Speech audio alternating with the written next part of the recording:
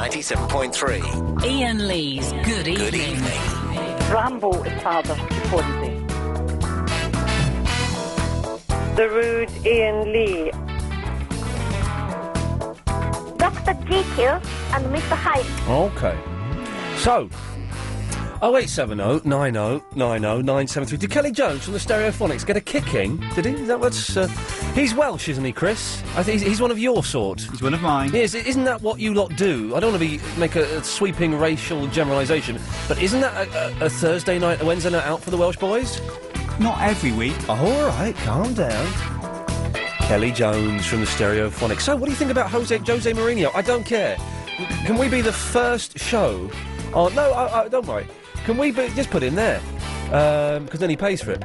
Can we be the first show to not mention football, managers leaving, my touchscreen isn't working. I should just... maybe it would, innit? Mention anything like that at all. For goodness sakes. So, no football. If anyone phones up today and mentions the football, that's it. You're off. You'll get a red card. No one is allowed to talk about that because I've had enough of it. Now, lots... Here it is. Lots to actually talk about this evening. But the two main things I want to mention, first of all, is Northwood in London... I know, yes, it's the question of the day, ladies and gentlemen, because Agent Chris was talking about living in London. I said, well, hang on a minute, you've moved out of London now. You don't live in London anymore. He said, no, I do, I live in London. Well, remind me where you live. And he said, Northwood. Now, Northwood isn't in London, is it? He goes, oh, it's Greater London. I don't think it is. I don't think it's nowhere near London. I had to go and pick him up and bring him into work the other week. But believe you me, it's miles away from London. So 0870 90 90 973. Is Northwood anywhere near London at all? I don't think it can be. And why do people pretend that they live in London when clearly they don't? They live in... I'm guessing Northwood is in the home counties, isn't it? I think it's the home counties. I'm not 100% sure. What are I saying that? I don't even know what the home counties are. The home counties are just outside London, aren't they? So that would be like Herts, Essex, Bucks. I don't know. So 0870 90 90 973. I know it's not a great talking point, but it's one of those things that's just, we actually had an argument about. And another thing. Now, I'm a big fan of news. I go out with someone who works in the news media, so quite often we'll have Sky News and BBC News 24 and CNN. We'll have that on, just in the background, which I'm fine with. And it turns out I've become quite addicted to the rolling news, the concept of having a telly on in the background, and every now and then you can go, oh, what's that? Have they found her? No.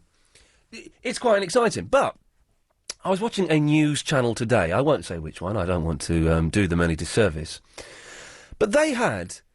one of the most tedious, trivial, dull news stories ever, followed by an even more tedious, dull, trivial news story. Now, phone me up if you think I'm being wrong here, if you think I'm out of order, or if you agree with me, right?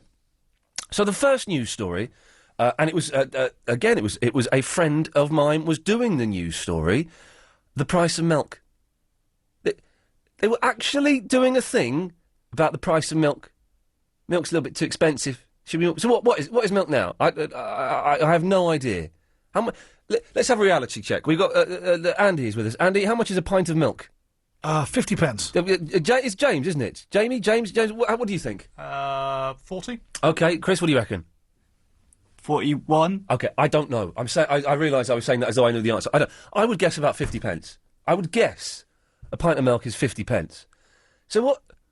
So there's a story about milk's too expensive. So what? You're going to bring it down to 46 pence? I don't get. Consumers are losing £100 million a year on milk. I'm not. I'm doing all right on the milk. So that was one dull story. Then the next story, BBC has admitted they faked a phone-in competition for Blue Peter to name a cat. So what? Why are you telling me? I don't care. Obviously, it wasn't News 24. It was another station, and they were trying to... Whenever the BBC... in fact, they're doing it now. I can see it on the screen there. They're doing it now. Whenever the BBC muffs up, all the other news stations and ITV News and all of that go, oh, yeah, well, BBC muffed up. Yeah, but turns out BBC's not as good as we are. We're better than the BBC. The dullest stories I have ever heard in my life. The price of milk and the BBC faking a phone competition to name a cat. I couldn't give a stuff. I'm getting angry about it now. It's actually annoyed me. 0870 90 90 973 is the telephone number if you want to give us a call. Can you think of anything more trivial to be reported on the news? And if you think I'm wrong, if you think it's important that these stories are discussed, well then let me know. Why is it important that that milk possibly being 3 pence more expensive than it should be, and a BBC Blue Peter cat being named, why does that warrant news space? 0870 90 90 973. First of all, let's go to Chino in Watford. Hello, Chino. Hello, how are you, Ian? I'm very well. How are you? I'm fine, thank you. What can I do for you? I want to talk about this thing you said about Northwood not being in London. Northwood is not in London. Okay. I have exactly the same thing going on with me right now. Right. I moved from Dunstable to Watford. Okay. To avoid the horrendous traffic, especially in the roadworks. Which just seem to be going on forever. Forever. And secondly, because I work in London, it's just easier for me to commute from Junction 5 than Junction 9 or 11. Okay. But when somebody asks me where I live, I say London, because if I say Watford, I tend to get less work. Well, hang on, what do you do? Are you a hooker or something? What are you? I'm a musical hooker. I'm a freelance singer. Oh, okay. And what people... A musical hooker, I like that term, though. A musical hooker, That's a great name for your first album. Oh, yeah. Put it down. Okay, so you're... But you know that Watford isn't in London, don't you? No, but the thing is, this is the question, right? Well, if you limit London to London town, right, then you're going to cut out most of Greater London and the Tube network. Right. But Watford is not in London, is it? But there is a metropolitan station in Watford. Right, but it's not in London, is it? Watford is Watford. Watford is Hertfordshire, technically. Right. Yeah, well, and Northwood is Middlesex, technically. Right. But then most of London, you'll be surprised, is Middlesex. Middlesex is huge. Right. Okay. So, but let's. Okay. You've opened up a whole can of worms here. Let's focus on this for a minute. Yeah. Watford. You have to agree with me, don't you? That Watford is not in London. It's not London. It's not London. But it's within the M25. That's okay. That's fine. That's a different thing. It's not in London, is it? No, it's not. But okay. Well, that's fine. Just because it's within the M25 doesn't mean it's in London. Isn't that the London Orbital Road, isn't it? Right, but doesn't matter. That's just the name of the road. It doesn't mean that everything within that is London, everything without is not. That's true. That's true. So Watford isn't in London. We've got that. But also, it's not a rule that doesn't really work as a rule to say, well, if there's a tube line there, there's not a tube line in Watford. What are you talking about? There is Metropolitan. Yes. The tube goes to Watford. Yes, look at these smug sods nodding behind the glass there. Yes, it does, and it goes via Northwood Hills. It really does. There's a Watford. There's a tube for Watford, and it's one of the best lines going because you can get the Silverlink train, Euston, in 18 minutes. I bet you, even though you live in London, you postcode snob. Yes. I bet you I can get to central London quicker than you can by train. I bet you can't. Where do you live? I live in Muswell Hill. Okay, so how long would it take? But hang on, the Silverlink, that's not a tube. That's an overground line. Yeah, and it goes via Harrow and Wealdstone, and you've got so many connections, and I can get a direct train to Brighton. You can't. Well, I don't want to go to Brighton. Brighton's horrible, but that's not the point. but Silverlink isn't a tube. That's overground, so you'd have to... we have the Metropolitan line in Watford as well. You know what, I'm going to say this, and I don't want to be rude. I think you're a liar. That's all I've got to say. Is, Well, Chino, thank you for that. Get a tube map. Go onto tfl.co.uk or whatever it is. OK, well, I won't do that. There's a tube station in Watford. Doesn't mean it's in London, though. Next you'll be saying Uxbridge is in London. Uxbridge is not in London. Uxbridge is Uxbridge. Turns out it's going to get nasty, this topic. I didn't realise. I thought we were going to have a nice, pleasant evening today, but no. OK, 0870...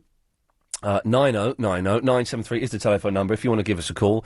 Northwood is not in London. Can we just get someone to phone up and establish that once and for all, because then we can move on quite a bit.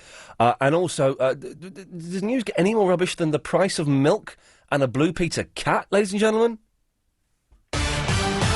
It's the travel news now. It's Alan Joyce. Thanks, Ian. And if you're heading onto the M1, two separate problems now. Firstly, very slow heading away from town from the M25 up to Junction 9 at the A5, following a crash in the roadworks earlier on. But now there's a broken down lorry coming into town on the M1, blocking one lane again in the roadworks section between 9 and 8. That's the A5 to Hemel Hempstead, and it's causing queues back to Dunstable. Wood Lane in White City, still down to one lane both ways with that burst water main just by Duquesne Road, and that's causing big delays around Shepherd's Bush and also around Holland Park. And the A40 Western Avenue is still slow heading out of town from Savoy Circus up towards Hanger Lane following that accident earlier. It is picking up now, though. The A21 in Locksbottom is closed heading into town at the Fantail with a burst water main, so police are there directing the traffic. It's causing big problems if you're trying to get up to Bromley. On the trains, First Connect have delays of up to 45 minutes between King's Cross Thameslink and Blackfriars after a broken down train earlier on. And on the tubes now, there are delays on the Bakerloo, Metropolitan, Circle and Hammersmith and City lines. LBC 97.3 travel. Your next update is in 15 minutes. Some things just go together. Fish and chips, gin and tonic, Ant and Deck. But what goes with you? What goes with you? If you're yet to find your perfect partner and you're bored of looking in bars and fed up with your friends' mates, maybe it's time to try meeting new people from the comfort of your own home with LBC Dating. It's a fast, easy way to meet people just like you. It's free to join and upload your own profile and look through other profiles to find your perfect partner. Become a member today by going to lbcdating.com. Find your perfect date with LBC Dating. Levi Roots has gone from selling his reggae sauce at the Notting Hill Carnival to selling it in supermarkets nationwide. If your business is based in central London, then you can get free expert advice, just like Levi. Whether it's how to access finance, increase sales or raise profits, find out more at enterprisecentral.co.uk or free phone 0800 032 0946. This service is available via support from the London Development Agency and the European Social Fund's Business London project. Wicked, the spectacular smash hit musical, is now in its second spellbinding year. Wicked tells the incredible untold story of the legendary Witches of Oz and why they called one good and the other wicked. Wicked at London's Apollo Victoria Theatre. Call the ticket line on 0870 380 0973.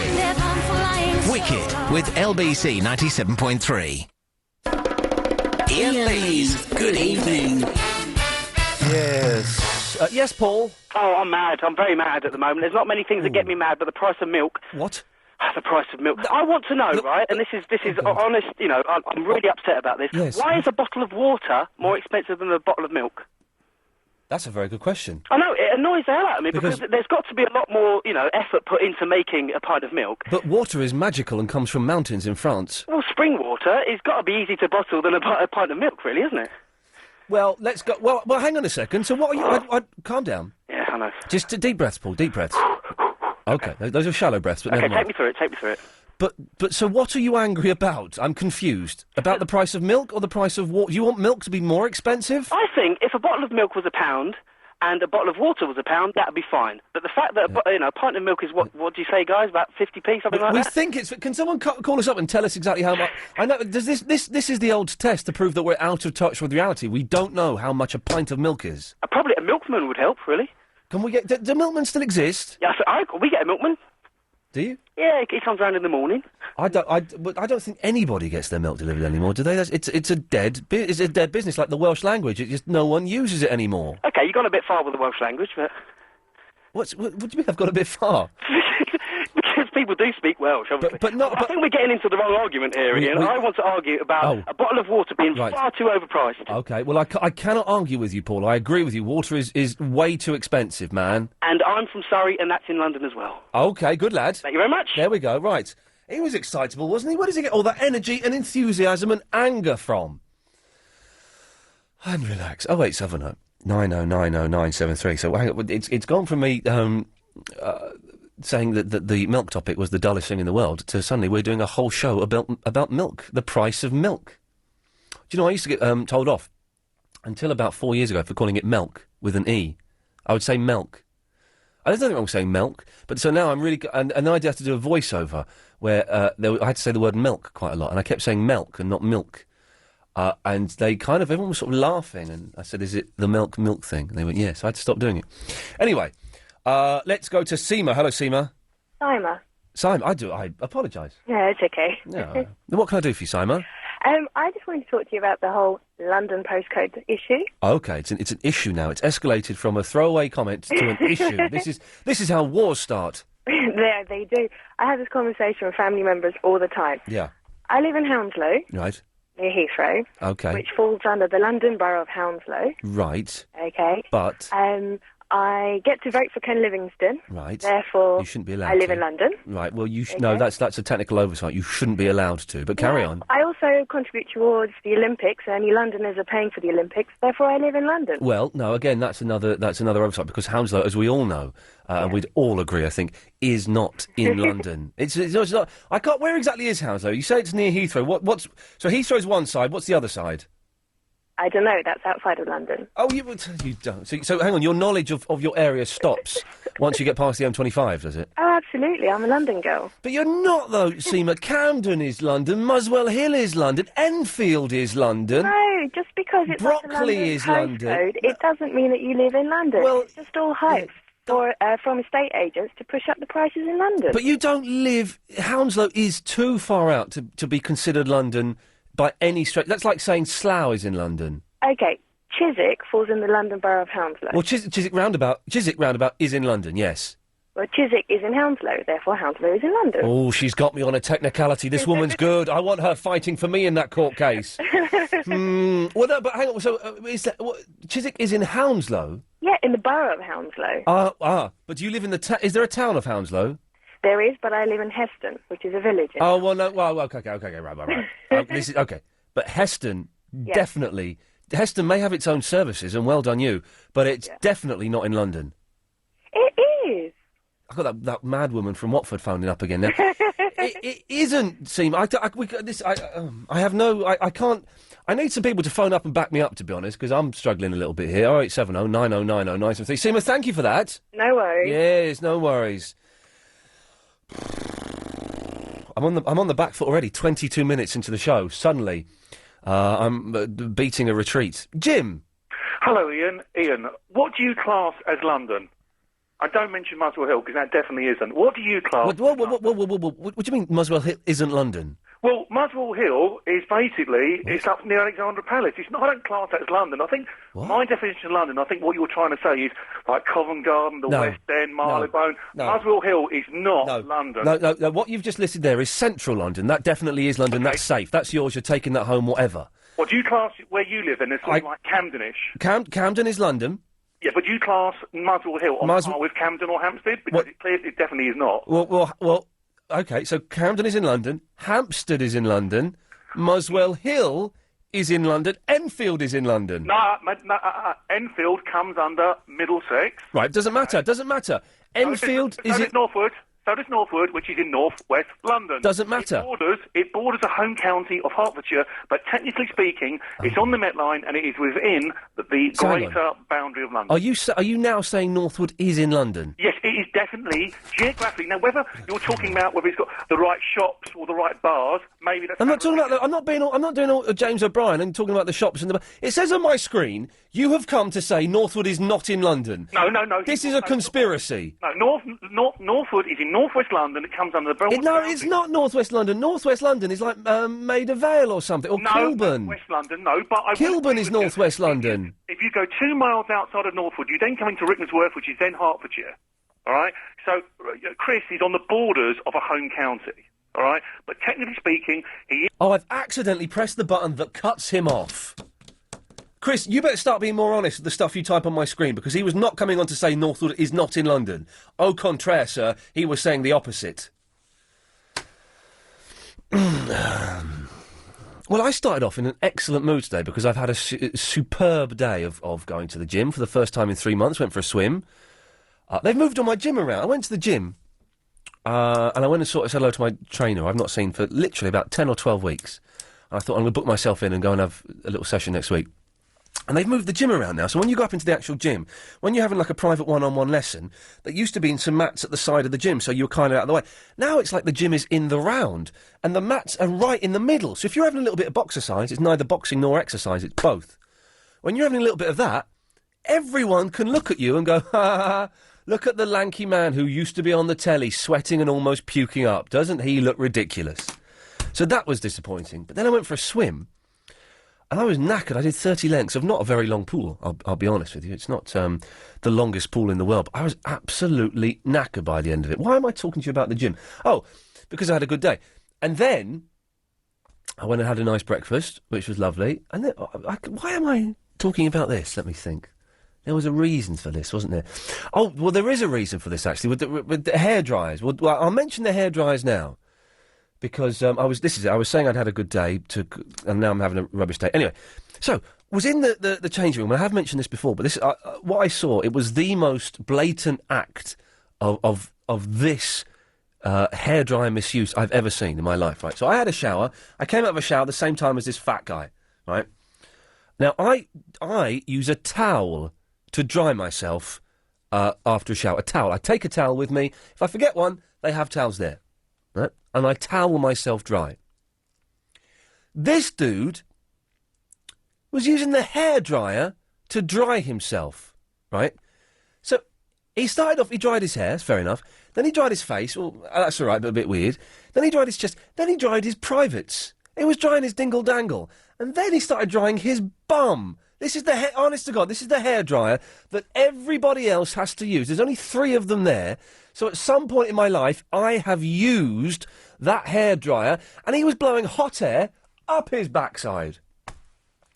It was disgusting.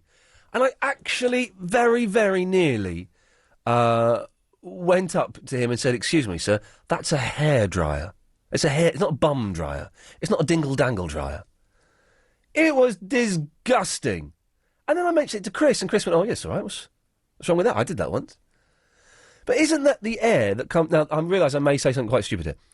Isn't the air that comes out of a hairdryer, that's not good air. That air... I'm saying something stupid as I'm saying this out loud. I realise I'm perhaps talking nonsense. The air that comes out of a hairdryer is bad air and shouldn't be put on your body. Is that... I'm getting a blank look from Andy. And is that... Have I said something ridiculous? Or What? That doesn't make any sense at all. OK, it doesn't make sense, does it? But in my head...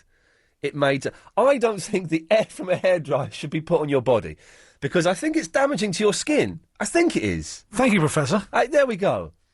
It turns out I could be losing every single argument this evening. 0870 9090973. All of the lines are busy at the moment, but do keep trying, because you will get through eventually.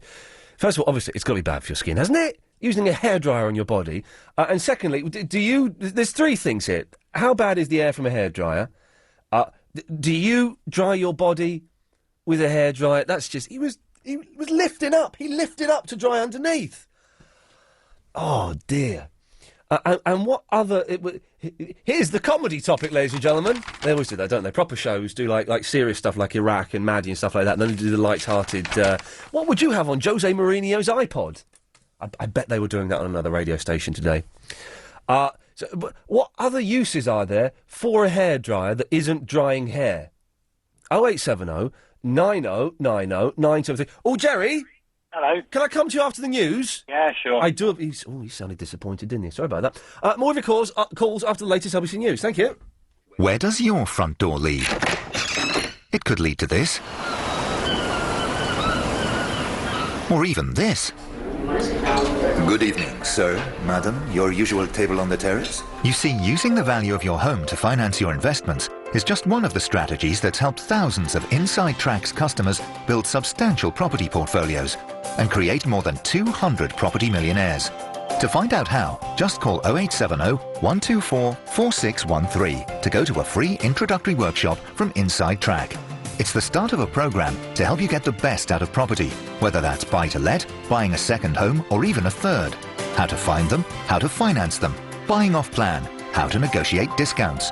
Over 100,000 people have already attended free workshops from the UK's leading property education specialists. Join them and see how doors open for you. Book now. Call 0870 124 4613 or go to insidetrack.co.uk. On 97.3 DAB and online. London's biggest conversation. LBC.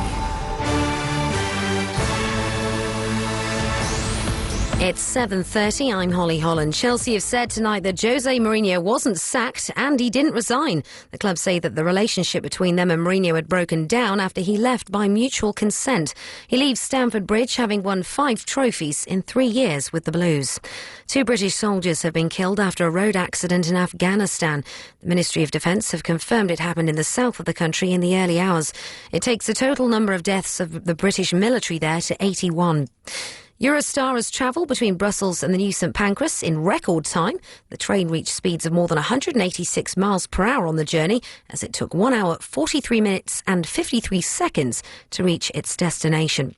And a £7 million redevelopment of Camden Town will be announced next week. It's thought they want to make the area a better place to work, live and visit ahead of the London Olympics in 2012. In London's weather, overnight spells of rain early this evening, but it should clear up. And overnight it should be cloudy and mostly dry, but there'll be a little light drizzle in the early hours. Lows of 14 degrees Celsius. Right now it's 17 degrees in Acton. And tomorrow staying warm with patchy cloud and the odd shower, a few bright spells, and highs of 22 degrees Celsius. With LBC, it's 7:31.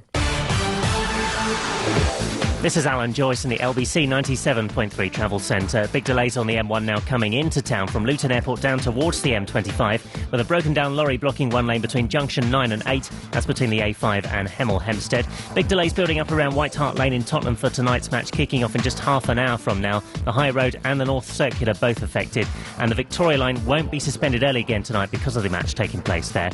West of town, Wood Lane in White City still down to one lane both ways after that burst water main. It's causing delays around Shepherd's Bush and all around Holland Park as well. And southeast of town, the A21 in Locks Bottom is closed into town just by the fan tower with a burst water main, so police are directing traffic there. Long delays around Shaftesbury Avenue from Piccadilly Circus up to Cambridge Circus because of roadworks, and also a number of parked coaches adding to the delays in the area. On the trains, First Connect have delays of up to 45 minutes between King's Cross Thameslink and Blackfriars after a broken down train. And on the tubes, there are delays now affecting the Metropolitan, Circle and Hammersmith and City lines. LBC 97.3 Travel. Your next update is in 15 minutes. Waiting is pointless. It's biting your nails, tapping your foot. No one wants to be waiting's mate. It's a bus stop in the rain, standing 10 deep at the bar. It's a delivery slot between 9 a.m. and 4 p.m. Waiting for the latest mobile phone isn't Vodafone's idea of fun. Pick up the exclusive Nokia 6110 Navigator with GPS in store before anyone else, and even walk out talking on it fully charged. Waiting? What a waste. Vodafone. Make the most of now. I'm sure I could if... Is the time for this and the other one? Oh, if only that'd just... I bet they ask about last month. We live in a world of commotion, of movement, of change, and it's hard to find a moment to be yourself. But at the School of Meditation, we can teach you how to find that still centre which is within us all, despite living in a hectic environment. The School of Meditation will help you develop an inner stability and strength which will always be available to you whatever the circumstances. And you'll discover that the stillness you can access brings peace and harmony to yourself and those around you. So if you feel there should be more to life, if you want to achieve your potential, if you want to allow time for being yourself, visit a School of Meditation open evening. They're held twice a month at the School of Meditation at 158 Holland Park Avenue. For details, see schoolofmeditation.org or call 020 7603 6116. The School of Meditation. A proven method from a timeless source with a support structure for today. Iain Lee's Good Evening. Okie dokie. Right, Jerry, sorry, we kept you waiting. What can I do for you? I want to argue about the price of ink, Iain. The what? The price of ink. Oh, for God's sake. Go on. No, listen, hear me out. Okay. I was listening to the guy that rang up comparing the price of milk to water. Yes. Well, I bought a new ink cartridge for my printer today. Right. And it was 18 quid. Oh, do you know what? For like 14 millilitres of black ink. Ink in printers is so expensive that about a year ago I went to buy some more ink. It was cheaper to buy a new printer. And I did. I bought a new printer. Let me tell you, I paid... Let me tell you, young man. I paid 29 quid for this printer. It was one of these, rock-bottom cheapo. Yeah. I didn't want a particularly brilliant one. And the colour cartridge and the ink cartridge ran dry. Yeah. I went up to PC World, as you do. And the two cartridges combined came to about 34 quid. Yet for 29 quid, I can have another complete printer... With this ink in it? Already in it. Well, why didn't you go and buy another printer? That's what I did. Oh, did you? Yeah. There you go, good lad. It makes sense, doesn't it? But, comparing the price of water, I went to a very posh restaurant recently. Yeah. I won't tell you where it was. And it was so posh that they... normally if you're in a posh restaurant, the wine waiter comes over and he always opens the wine for you to taste. Yeah. I've never come across anybody that's ever sent it back, but anyway. Oh, no, I was with someone who sent the wine back once. Really? Oh, it was there's this woman, was it with Leo? It might have been Leo. There was a woman I used to work with, I think it was this woman called Leo, and she was quite feisty, and you didn't want to get on the wrong side. She's lovely, absolutely love her, I adore her. But she, we had some wine. No, it wasn't her, it was someone else. Anyway, we had some wine. This woman tried it, she went, no, that's been corked, could you get me another bottle, please? And she sent it back. It was the coolest thing. And the waiter went, yeah, OK. And he brought another bottle over. No, I'd love to do that. The sheer hell of it, wouldn't you? Hmm. But this guy came over. Yeah. And, I was with some other people, but the guy came over and he actually poured the water, inviting us to try the water. He did not. That never happened. I'm serious. And I jokingly said, well, unless it's come out of Michael Winner's bath or something, I'm sure it's fine. Yes, even Michael Winner's bathwater is a fantastic drink. That's incredible. Really? Seriously. Jerry, listen, thank you very much for that. Okay. There we go. He poured the water and nodded for him to try it. How poncy is that? 0870 9090 973. So what we're talking about, let's have a little recap. Two of the dullest, most pointless... Osama bin Laden has released a new video saying he wants to kill President Musharraf of Pakistan, right? Potentially an ally, slightly dubious ally. Do we trust him, don't we? Do we, don't we? Well, we have to, because he lets us use his land to put missiles on and stuff. But one of these news stations did, the price of milk is too expensive, followed by the naming of a Blue Peter cat. There's a new bin Laden video out, for goodness sakes. Priorities, I think, is the key here. And whether a cat is called Cuddles and it's been named by an 8-year-old or not, it's irrelevant. Irrelevant, ladies and gentlemen. So we're talking about that. What else are we talking about? Oh, yeah, is Northwood in London? We're arguing about what London is. And what parts of London actually exist and where it is. And also other uses for a hairdryer. I saw a man drying he was naked, just drying his naked body with a hairdryer in the gym, including his privates. And it was up close. Oh, no, that's wrong. So ever dried your... Sonia, have you ever dried your body with a hairdryer?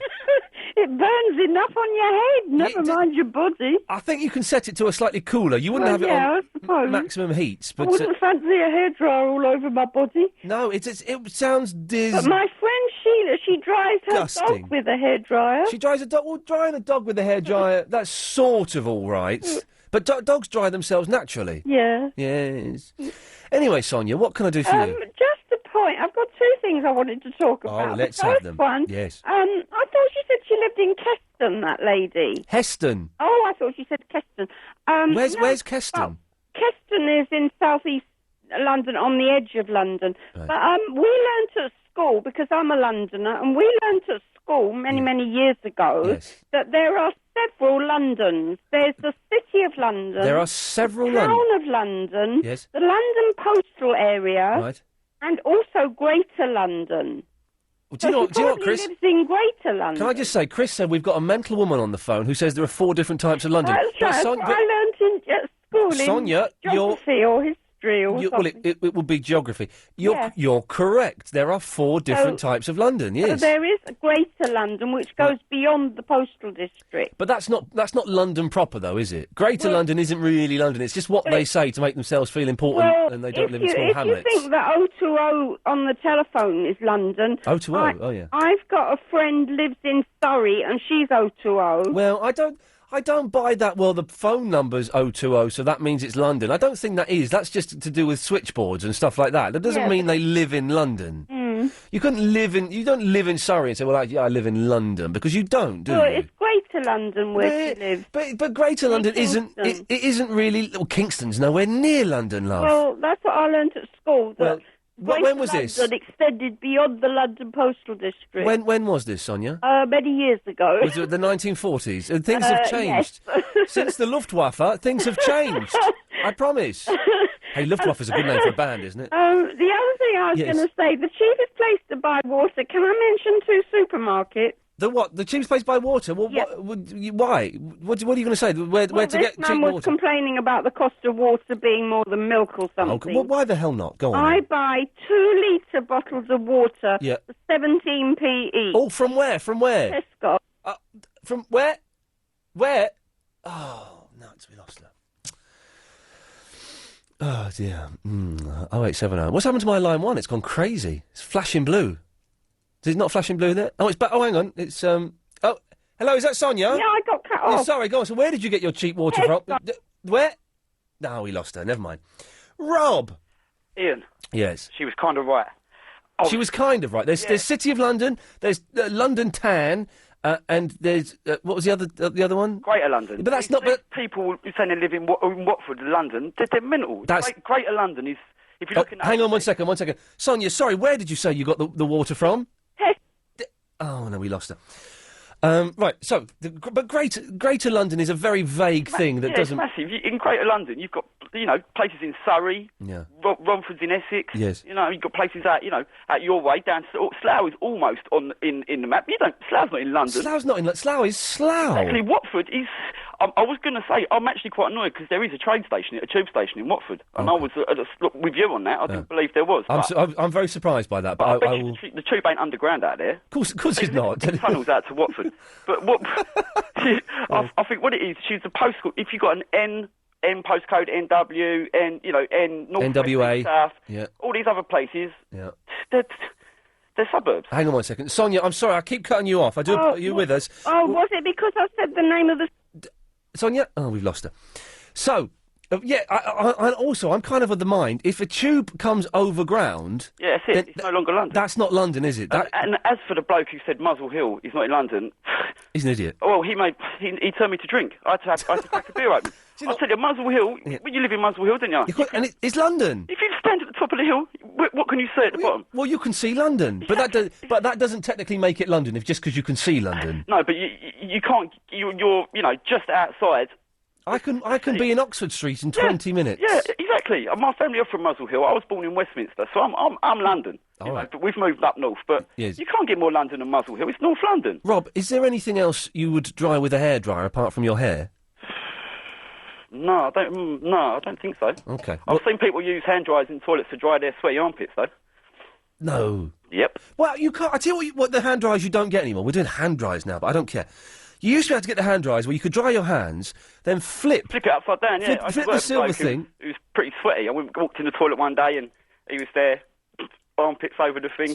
Rob, did you just belch then? No. I'm sure I heard a belch. No, it wasn't me. Okay. Yeah, and you could dry your face and stuff with. Yeah. Hey, have you tried some places, and they're appearing in more and more places now, these are so exciting that when I mentioned it before, Agent Chris went and tried this in John Lewis in Oxford Street.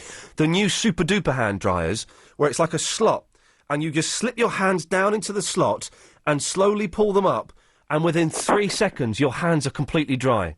Can you see your hands when you put them in the slot, though? Yeah, you do. You see your hand. You're not touching snakes or anything. I don't know about that, because McDonald's used to have them super duper ones where you put your hand in and it washes your hands, then dries them. Oh no, the things where you put your hand under and it washes it and dries it. No, they're no good. You get those in Superloos. Rob, thank you for that. No, they're rubbish. Sonia, let's try. Oh no, we've lost her. She's gone. No, the super duper hand dryers. They're fantastic to the point. It's so good. And I mentioned it. You went and tried it, didn't you? You went to the specific toilet in John Lewis in Oxford Street and had a go. I was blown away. Well done, you. That was rubbish. Let's try Jules. Hello, Jules. Hello, Ian. How are you? Yeah, I'm all right now. Good. I've got a couple of points. Yes. One being the hand dryer thing. Yeah. And surely it's more hygienic to use a hand dryer to dry those places, those extremities and horrible little bits, than to actually get all that bacteria and other possible things that could be lurking there all over the towel, and then it's got to go and be put in the washing machine, hasn't it? Well, no, because what you're doing is you're blowing those bacteria into my mouth. That's Not unless you've got your mouth somewhere near my posterior. Well, strangely, I did, but that's a whole different story. But yeah, you're blowing those germs off it, and also it's your own towel, so you're going to take it home. But I don't imagine this guy you saw wasn't actually inserting the device, was he? No, there was nothing like that going on, sir. I assure thee. He was no just contact. There was no contact, but it was still unpleasant. I wouldn't like to see it. No. And Muswell Hill, it is London, isn't it? Of course it is, Jules. Listen, thank you very much for that. 0870 90 90 973. We'll speak to Alan after this. It's the travel news now with Alan Joyce. Thank you very much. And if you're heading into Loxbottom near Bromley, the A21 is completely closed heading into town just by the Fantail because of a burst water main. So police have been directing traffic. It's causing quite long delays on the surrounding routes in the area. Do add your updates though, 08000 68 60 80. Nearer the centre of town, there are long delays on Shaftesbury Avenue from Piccadilly Circus up to Cambridge Circus because of roadworks, and also a number of parked up coaches have been adding to delays in the area. North of town, the M1 still looks busy coming in from junction 9 at the A5 to 8 at Hemel Hempstead after a broken down lorry, and the A4 in Chiswick is looking slow towards Sutton Court Road. The traffic lights there are not phasing properly. They're staying red for about 2 or 3 minutes at a time there, so that's been adding to the delays on the A4. And Wood Lane in White City is still down to one lane both ways with that burst water main, causing delays around Shepherd's Bush and also around the Holland Park roundabout. On the trains tonight, First Connect have delays of around 45 minutes between King's Cross, Thameslink and Blackfriars after a broken down train, and on the tubes, delays on the Metropolitan, Circle and Hammersmith and City lines. LBC 97.3 travel. Your next update is in half an hour. Do you ever need an answer when you're out and about? Like, what time's the last northbound Bakerloo line train from Oxford Circus? To get your any question answered, text LBC, then your question to 63336, and we'll get you an answer from intelligent people. Save that number to your phone now as AQA 63336. Then the next time there's a question you need to answer, it'll be just a text away. 63336. Monday to Saturday, the last train to Willesden Junction is at 23 past midnight, whilst if you only want to get to Queen's Park, it's 10 minutes later. Any questions answered. You'll never be frustrated again. Answers cost just £1. We have a success on our hands, Sebastian. Our 35% off BAC windows and doors commercial is really working. I knew it would. So let's highlight everything else that BAC can offer. Like what? Conservatories, shutters, blinds, fascias, guttering, soffits. Soffits? Yes. BAC windows, doors and conservatories. And shutters, blinds, fascias, guttering and soffits. Sebastian, shut it. Simply call 0800 666 444 or go online at bacwindows.co.uk. Why do people say the world is getting smaller? It isn't, you know. It's as big as it ever was, with as many unique places to visit as there ever were. We should know at British Airways we fly to more of them than most. North, south, east and west, more than 140 destinations across the globe. And because we go there, you can go there too. In fact, our schedules are designed to make it easier for you. Perhaps that's why last year alone more than 30 million journeys were made with us. So once you've decided where in this big wide world you want to go, visit BA.com. Upgrade to British Airways. Improve your home, build from scratch or restore and renovate. Get all the answers and learn how to create your dream home at the London Home Building and Renovating Show. There are over 220 suppliers. Get tips on creating space and adding value to your home. 10 free seminars and masterclasses on self-build and renovation. Find out how to create a greener home in the Eco Home Zone or learn about integrated technology and entertainment in the Smart Home Zone. For discounted tickets, call 0870 010 9031 and quote LBC or log on to lbc.co.uk. The London Home Building and Renovating Show, Friday the 21st to Sunday the 23rd of September at XL with LBC 97.3. Iain Lee's Good Evening. So, as you know, because I keep boring you, I'm learning the Japanese. And thank you to everyone who suggested flashcards. Flashcards. Why didn't someone say flashcards to me when I was doing my A-levels? I think they did. I wasn't paying attention. I was too busy messing around. Flashcards. So I've got all of... Hang on. I've got them here. I've got all... Well, not all of them. I've got most of the Japanese letters on flashcards, right? Flashcards. So these are the Japanese letters. Most of them, not all of them. From the one alphabet, the hiragana, I think it is. I don't know. So look, you pick one. Oh, I don't know what that one is. Is that no? Oh, it's nu. I was one out. There we go. You can't cheat. No, I'm not cheating. But so I've got all of these letters, the Japanese letters on one side, and then what the English is on the other side. So let's have a look at that. That's, for example, that's ya. And then we look at the back. Ya. Thank you. Let's look. I know it's not great radio, but it's so I can't remember who suggested it, but it's where does that go? Let's have a little look. See now that is chi. Ladies and gentlemen, I thank you. You see, it's as simple. Oh, where does it go now? It goes there. So whoever suggested the flashcards, can I thank you? And ladies and gentlemen, if you're ever learning a foreign language, flashcards. Alan. But on your Chi flashcard, have you got Chi and G? Oh, I forgot this is the dude that can speak Japanese. No, I have. Well, what's G? Well, half of them, like... Oh, no, because the G... I know exactly what you mean. The G's got the two little dashes on it. Yeah, and but the thing is, some of the syllables are basically the letter is different, but the pronunciation's just about the same, and it's kind of like the same. Anyway, don't cut me off before I tell you about this book. Okay. Japanese one. Oh, I accidentally cut you off. No, I'm joking. Sorry, go on. No, I know you are. Anyway, that guy, you know the guy you're talking about in the gym? Oh, you're drying his whole body with a hairdryer. There was a guy that used to do that regularly on our gym. Yeah. But you want to tell him about those toilets in John Lewis's and go, go slip your meat and veg yes, in there. Exactly, yes. That'll dry you quick enough. Oh, dear, oh, God, yes. But them Muppets that are talking about Greater London and all that lot. Yeah. I mean, those pair that were going on about Enfield in Middlesex and the other one, Middlesex doesn't exist. Now, I was going to mention that because I'd heard that, but I don't quite know what that means. It exists purely as a postcode. It is no longer a county. But because it used to, when they redefined the border county, they moved some around and stuff, and people were getting really picky because they were in the wrong county. Right. They moved. Have they moved counties around? They moved some of the borders of them a few years back. Okay. And Middlesex actually disappeared. Right. It does not exist except as a postcode. Well, let's go and kill these people. Is that what you're saying? Yeah, I think so. Fine, they have nowhere to live. Kill them. Let's do it then. But can we agree? Enfield is in London. Oh. No. Ah. No, they're Muppets. But no, I'm saying Enfield is in London. Why? Because it is.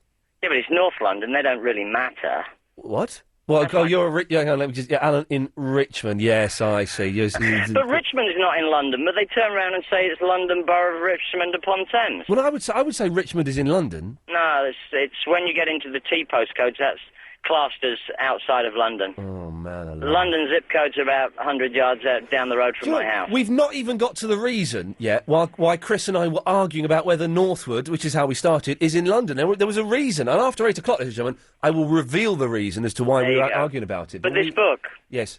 You want to know about the book? Yeah, Japanese book, go on. It's called Wicked Japanese. Wicked Japanese, OK. And it's the kind of Channel 4 type humour book. All right. Where it's translations of things like how exquisite do the shrimp scream as they boil to death with the noodles and stuff like that. What? Why would I want to say that? Well, there is some cool stuff in there. But the Japanese friend that used to help me out was of an older generation. Yeah. And none of this made sense to her. Right. So I was wondering, as Saya is younger... Yeah.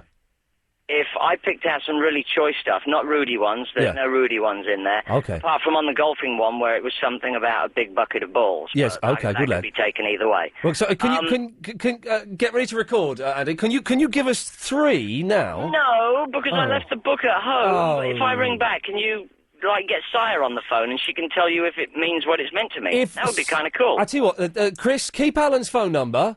Chris is pretending he's talking to someone. Chris, keep Alan's phone number and exactly. And if Sire calls up, Alan, we will call you back. Okay, I'll rush home and get the book. You can set up a 3-way, you, me, and Sire. Steady on. Can I warn you, Alan? The last 3 times she's been on my radio show, she has been steaming drunk. Oh, okay. Yes. Too much sake. Yeah, no, it's Jack Daniels and Coke. Oh, okay. Doesn't quite call it that. All right, listen. Thank you for that, Alan. No worries. Catch ya. Cheers. Bye bye. Oh, that reminds me, Chris. There's the side when you were away. So, did we ever ask you this question? Is Agent Chris gay? I saw him in my dream, and he said he was gay. So, Chris, is Agent Chris gay? Yay. Okay, I think that's a positive thumbs up there. Right. Then let's just see. Yes, Line One. What do you want? Oh, hi, Ian. Are you looking for a Japanese interpreter? No, don't put your Korean woman on the phone again. But she's also a Japanese interpreter. I know. You keep putting her through. I'm from Beckenham in London. Well done. Right. 0870 90 90 973 is the telephone number. After 8 o'clock, there was a reason why Chris and I were arguing about Northwood, and the reason that I'll give you was supposed to be the main talking point of the first hour. We've not even touched on it yet. And after the fight over what's in London and what isn't in London, it seems kind of trivial, but we'll do it after 8 o'clock. So, 0870 90 90 973. Hairdryers, London, milk, and naming cats. It doesn't get any better than this. I'm an accident waiting to happen. I'm the bloke in the pest control van up the road. Simply the pest is our motto. Says it in big pink letters on the back of the van. Not that you'll have time to read it when I cut you up without warning. Later, you may want to call BGR Bloomer solicitors, because if you're injured in a road accident that's not your fault, you could get compensation. With BGR Bloomer, you talk directly to a solicitor, and their service is completely free, because they're paid by the insurers of the person who caused the accident. BGR Bloomer solicitors, 0800 1 777 666. Hey, watch it, mate! Nearly had you then. Iain Lee's Good Evening. Who's been on the... Oh, James has. Hello, James. David, sorry, I'm looking all over... David. Iain, evening. Good evening.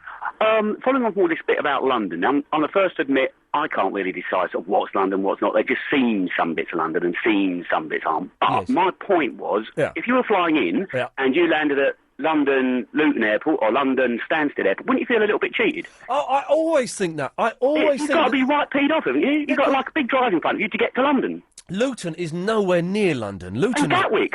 And Gatwick, and even Heathrow. Let's be honest. Heathrow isn't really that close to London. That Heathrow's in Slough, for God's sakes. Yeah, exactly. I mean, you've still got a decent drive from Heathrow, but certainly Gatwick and all of those. It just seems. Are any airports in the world near the cities they claim to be? Because I know that JFK isn't really that near. I was going to ask, where's that? I mean, is it near New York? No, I mean, it's still like a sort of 35-minute drive to get into the centre of town. Right, yeah. Maybe just airports are too big to put right in the middle of town, but then they should be honest where they are. Well, there's no point trying to dress it up, is there? Yeah, they should say you're an hour from London. I would be annoyed if I came to Luton thinking it was London Luton Airport, and you think, it does seem it just seems ludicrous. And also this Middlesex thing. Yeah. Well, I'd heard about this, that Middlesex doesn't exist, but that's kind of stolen a part of my pride from my youth, because I played cricket for Middlesex, like, youngsters. Yeah. So that now means I wasn't actually representing Middlesex, I was just representing a postcode. Yes, you were fighting for a postcode, David. Which now seems to make the 8 years of my youth sort of like, really... Wasted. Yeah. If I were you, the night looks good, doesn't it? If I were you, David, I'd start drinking and taking drugs to try and get over it. Cheers for that, boss. Cheers. Bye-bye, there we go. 0870 90 90 973 is the telephone number. If you want to come on the radio, here till 10 o'clock, and then it's Clive Bull, of course. James. Good evening. Good evening, James. Why aren't people saying good evening anymore, or has that been banned? Good evening! No, it's not been banned. People can come on and say what the hell they want. Oh, brilliant. Okay. As long as it's not swears or libels. Well, no. Okay. Well, I'll do my best. Yes, do your best, please. Okay. Thank you. Well, I haven't been tuned in for very long, but I did hear you mention hand dryers. Yeah. And a few years ago, I was sitting with some friends at McDonald's. Yeah. And we were like, oh, the hand dryer is quite impressive in here. And we were like, what is that? It's a world dryer. And I don't know, you may be familiar with them. They're a well dryer? Yeah, they're usually in white or maybe in like ceramic with like a chrome scoop. Right, and a big round button. Yeah, they used to go clack clack. Yeah, I know. Yeah, brilliant. Anyway, so basically, we decided these are sort of the industry standard hand dryers. They actually dry your hands as opposed to the sort of pathetic automatic ones that don't work. So much so that every time we find a well dryer, we take a photo of it. And, this is my kind of guy. A collection of well dryers. How many photos have you got?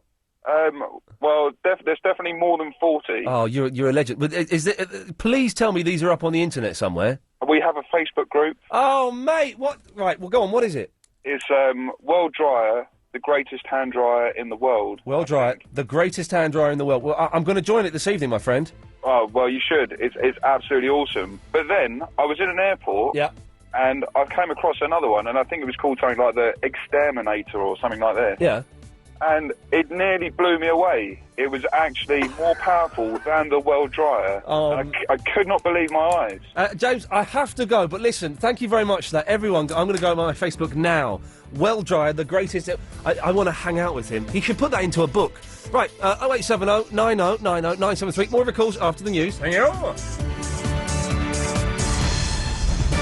On 97.3 DAB and online. London's biggest conversation. LBC.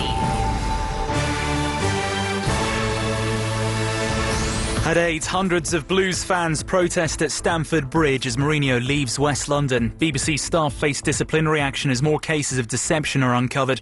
And Tottenham welcome the Cypriots in the UEFA Cup. It's 8 o'clock. I'm Michael Trabulsi. Good evening. Nearly 24 hours after Jose Mourinho decided to leave Chelsea, this is what's happening outside Stamford Bridge this hour.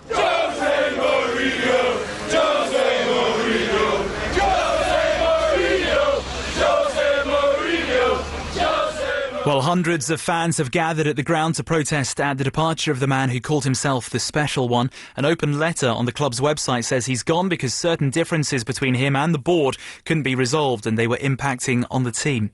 As the BBC admits 4 new deceptions of viewers and listeners, 2 high-profile staff members have left their jobs tonight. Rick Blakeshill, head of programming at Six Music, has quit, while former Blue Peter editor Richard Marson was reportedly sacked earlier. Up to 25 staff are believed to be facing disciplinary action relating to 10 deceptions. 2 British soldiers have died in a road accident in Afghanistan. It happened in the early hours in Helmand province in the south of the country. The soldiers were serving with the 2nd Battalion, the Mercian Regiment. Madeleine McCann's parents are heading back to Leicestershire after spending most of the day with solicitors in Farringdon, getting legal advice. It follows the news from police in Portugal that they won't be re-questioned about the disappearance of the 4-year-old. Their new spokesman says what's discussed with lawyers will remain private. Eurostar has managed to travel between Brussels and the new St Pancras in record time. It's done it in 1 hour, 43 minutes and 53 seconds, with the train reaching speeds of more than 186 miles per hour on the new high-speed link from the coast in Kent. James Bidwell is the chief executive of Visit London. He's told LBC St Pancras is a fantastic home for the new service. It's an incredible transformation of a fabulous building. It's a superb sense of arrival in the greatest city on the planet. And I think St Pancras is an icon and will become an icon for us and is a very, very important moment for London and for Londoners. In sport, Tottenham continued the European action for London's clubs this week. They opened the UEFA Cup campaign against Cypriot side Anorthosis Famagusta tonight at White Hart Lane, and they kicked off just a couple of moments ago. No score yet. In travel news for London, the A21 in Loxbottom is closed coming into town at the junction with Crofton Road because of a burst water main. Police are directing traffic. And if you're away from your radio and want to stay in touch with the latest news, weather and travel, you can call 0901 723 6666. Calls cost 35 pence a minute from a BT landline. Other networks and mobile rates may vary. London's weather overnight, spells of rain, but it should clear up later, remaining cloudy and dry. There will be some light drizzle though in the early hours. Lows of 16 degrees in town, 14 degrees out of town, and we're looking at 17 Celsius right now if you're in where are we, Woking? That's what I'm trying to say. Sunrise is at 6:43. This is LBC. The time is now 3 minutes past 8. This is London's biggest conversation. LBC 97.3. So what route are we taking today, Trevor? I thought we'd go up Fiddler's Hill, Peter. So past the new Wild Bean Cafe? Oh, they do a great freshly ground cappuccino with chocolatey sprinkles. Yeah? Right, everybody, change of plan, basics, happy hardcore.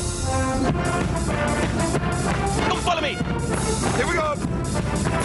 Woo, woo, get up now. Hurry down to Wild Bean Cafe at BP Connect. Gourmet on the go. LBC 97.3. Iain Lee's Good Evening. Please say this on the wireless. It's not a radio, it's a wireless. Please, I can't stand it anymore, it's a wireless. And then he put the phone down. It's as simple as that, ladies and gentlemen. So, there's lots on the go, and we're doing well not to mention that bloke leaving his job. Who cares? There's hundreds of people out there protesting. Who cares? Hey, man. So, what are we talking about? Well, Rubbish news. That bloke leaving his job in the football, that's rubbish news as well, isn't it? Really, I can see why people get excited by that, though. I guess if the headline was to come out that Gene Simmons had left Kiss, I would be equally as upset. But the rubbish news that we did hear today, or I did see, two of the worst news stories side by side. The first one, price of milk. Yeah, milk's too expensive. What? No one has called in to tell us how much a pint of milk actually costs. We have prices ranging here from between 40 pence and 50 pence. I'm going as closer to 50 pence. I don't know.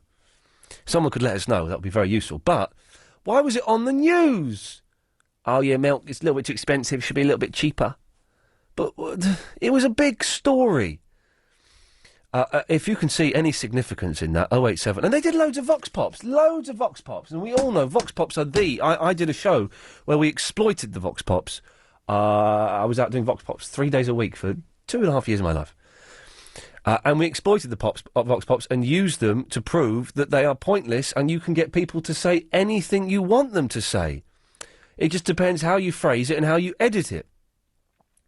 So there are all these Vox Pops people going, yeah, well, it's not fair, is it? You know, milk should be cheaper. You know, should be cheaper. That's what they were saying. Well, so what? Who are you? Who are you? I don't want you talking to me about it. I want experts. So anyway, that was one of the stories. Then the next story was, BBC are in trouble today because they faked the competition to name a cat. Oh, for God's sakes, give me the strength to, you know. Bin Laden has released a video today saying that Musharraf should be taught a lesson. Well, that's kind of news, isn't it? That's news, really. Blue Peter faking some competition to name a cat, that's not really news. If you agree or disagree with me, you can give me a call, 0870 90 90 973. What else have we mentioned today? There was something else. It doesn't matter. Anyway. And then we're having an argument about whether Northwood is in London or not. Oh, the hairdryers. That's what I want to talk about. Yes, the hairdryers. After I saw a man in the gym today completely drying himself, naked, with the hair. Didn't use a towel, used a hairdryer. Didn't have a towel. He used a hairdryer, and he was drying his privates and his bottom. Now, it was a public hairdryer. That's wrong, isn't it? That's got to be wrong. Any other uses for a hairdryer that you may have come across in the past? 0870 90 90 973. And then I've had this big argument with people about whether Northwood is in London. This is where Chris lives, and he was talking about living in London. I went, I'm sorry, mate, I don't think you do live in London. So we spent the first hour of the show arguing with what's in London and what isn't in London. Now, the reason Chris and I were talking about living in London, and there was a reason behind it, there was actually a point to it, surprisingly, was that Chris was talking about... he lives in London. I said, well, no, you don't. But his girlfriend wants them to go and stay... Was it a swanky hotel that she wanted you... Or just a bog-standard hotel like the ones you get in Finsbury Park? She just said hotel. She means a swanky hotel. Did you say swanky? She doesn't mean like, you know those rubbish ones you get all through Finsbury Park and stuff like that. She doesn't mean those ones. She means like a swanky one in Covent Garden or something like that. Not a B&B? Not a B&B. She means like a proper... Not even the Holiday Inn on the North Circular. She wants proper classy. Oh. Yeah, that's expensive. So Chris was saying, Chris's girlfriend, Chicago, said, why don't we go and stay in a swanky, in a London hotel? Now, my girlfriend, Fandango, has been suggesting that as well. I remember other girls I've been out with said, why don't we go and stay in that? Well, hang on, but we live in London. We can get to anywhere in London in about 25 minutes. We have a thing called the Tube. I've got a car. If you want to go a bit flash, I'll drive you in. You know, I'll spend 15 quid on the car park. So have you ever, even though you live in London, apart from people who live in Northwood and all the other places that I've said aren't in London, if you live, you know, sort of in the main part of London, have you ever gone and stayed in a London hotel? No, I did once because, I'll tell you why. Because I had a man who wanted to kill me. Absolutely true. I had a man who wanted to kill me, and he found out where I lived, and he had my mobile phone number, and he would phone me up, and he'd say, I'm outside your flat, I'm going to kill you. And he was outside my flat, and he didn't get killed. He got caught by the police, though. He got caught by... This was just after the Jill Dando thing, right? So the police were like, bang on it. And I was doing the telly, so the police were bang on it. And they caught him and they fined him £200. £200 for threatening to kill me. So anyway, as a matter of security, I was put up in a London hotel in Covent Garden. I can't remember what it was, but it was really expensive. I didn't pay for it. I was there for like 4 or 5 nights. And that's the only time I've ever stayed in a London hotel while I've lived in London. So if you've ever done that, 0870, he wanted to kill me, this bloke. I don't, well, anyway, let's not go into it, just in case it opens old wounds. I think he was a fruitcake. I know exactly who was behind it. Anyway, 0870 9090 973 is the telephone number if you've ever stayed. G-Man Jr., where do you live, G-Man Jr.? Well, I live in south-east London. Well, tell me where. Well, I live in Catford. And I'll give you that. That's in London, yeah. Yeah, well, no, the thing is, a lot of your listeners that have been calling up this evening have qualified that they live in London by the access to a tube station. Yeah. And south-east London is vaguely lacking in tube stations. There's one in New Cross. Yeah. And that's about it. There's maybe a couple in kind of Deptford. Muswell Hill doesn't have a tube. But I don't think having a tube makes you a London... No. But you see now, I have this problem. Bromley, which is just outside Catford, is got postcode of Kent. Yet when you look at a map, Bromley is in London. Yeah. But I don't consider it London. So I don't know Northwood that well. I've done my research. I've had a look on a map. It's about 3 miles. Hang on. You actually researched it? I've had a look, yeah. This is more than me and my producer have done together. Wow. I've picked up Google Maps and I've looked. Northwood is about 3 miles inside the M25. Right. Oh, okay. That's technically, when you look it up, it says Northwood, Greater London. It's not London, though, is it? No, it's not technically. It's not like London. It's not like you wouldn't go. Imagine you're a tourist from Japan or America. Go right. Well, we've done St Paul's Cathedral. Yeah. We've done Buckingham Palace. We've done the London Dungeon. What's next on the list? Oh, it's Northwood. Okay. Well, let's go and do that, shall we? You wouldn't. No. Though, that said, yes. just looking at that, Northwood does have a tube station. Chris, does Northwood have a tube station? I'm looking at it, Northwood tube station. How do you think I get in here every day? Yeah. I'd never even considered the possibility of how you got in. And if I so wanted to, I could look at hotels and B&Bs near Northwood. Would you go and stay? So you kind of live in... Well, but I suppose you coming to stay in, like, Covent Garden or something would be a big deal for you. Yeah, see, if I was going to a show or if I was going to go and do a little bit of late-night shopping near Christmas or something, and I was late, I might stay up in London. Yeah. But actually, the train service down to our area is pretty good, so I wouldn't necessarily think that was an essential thing to do. Okay, but we've had a full conversation on this. But guess what, G-Man Jr.?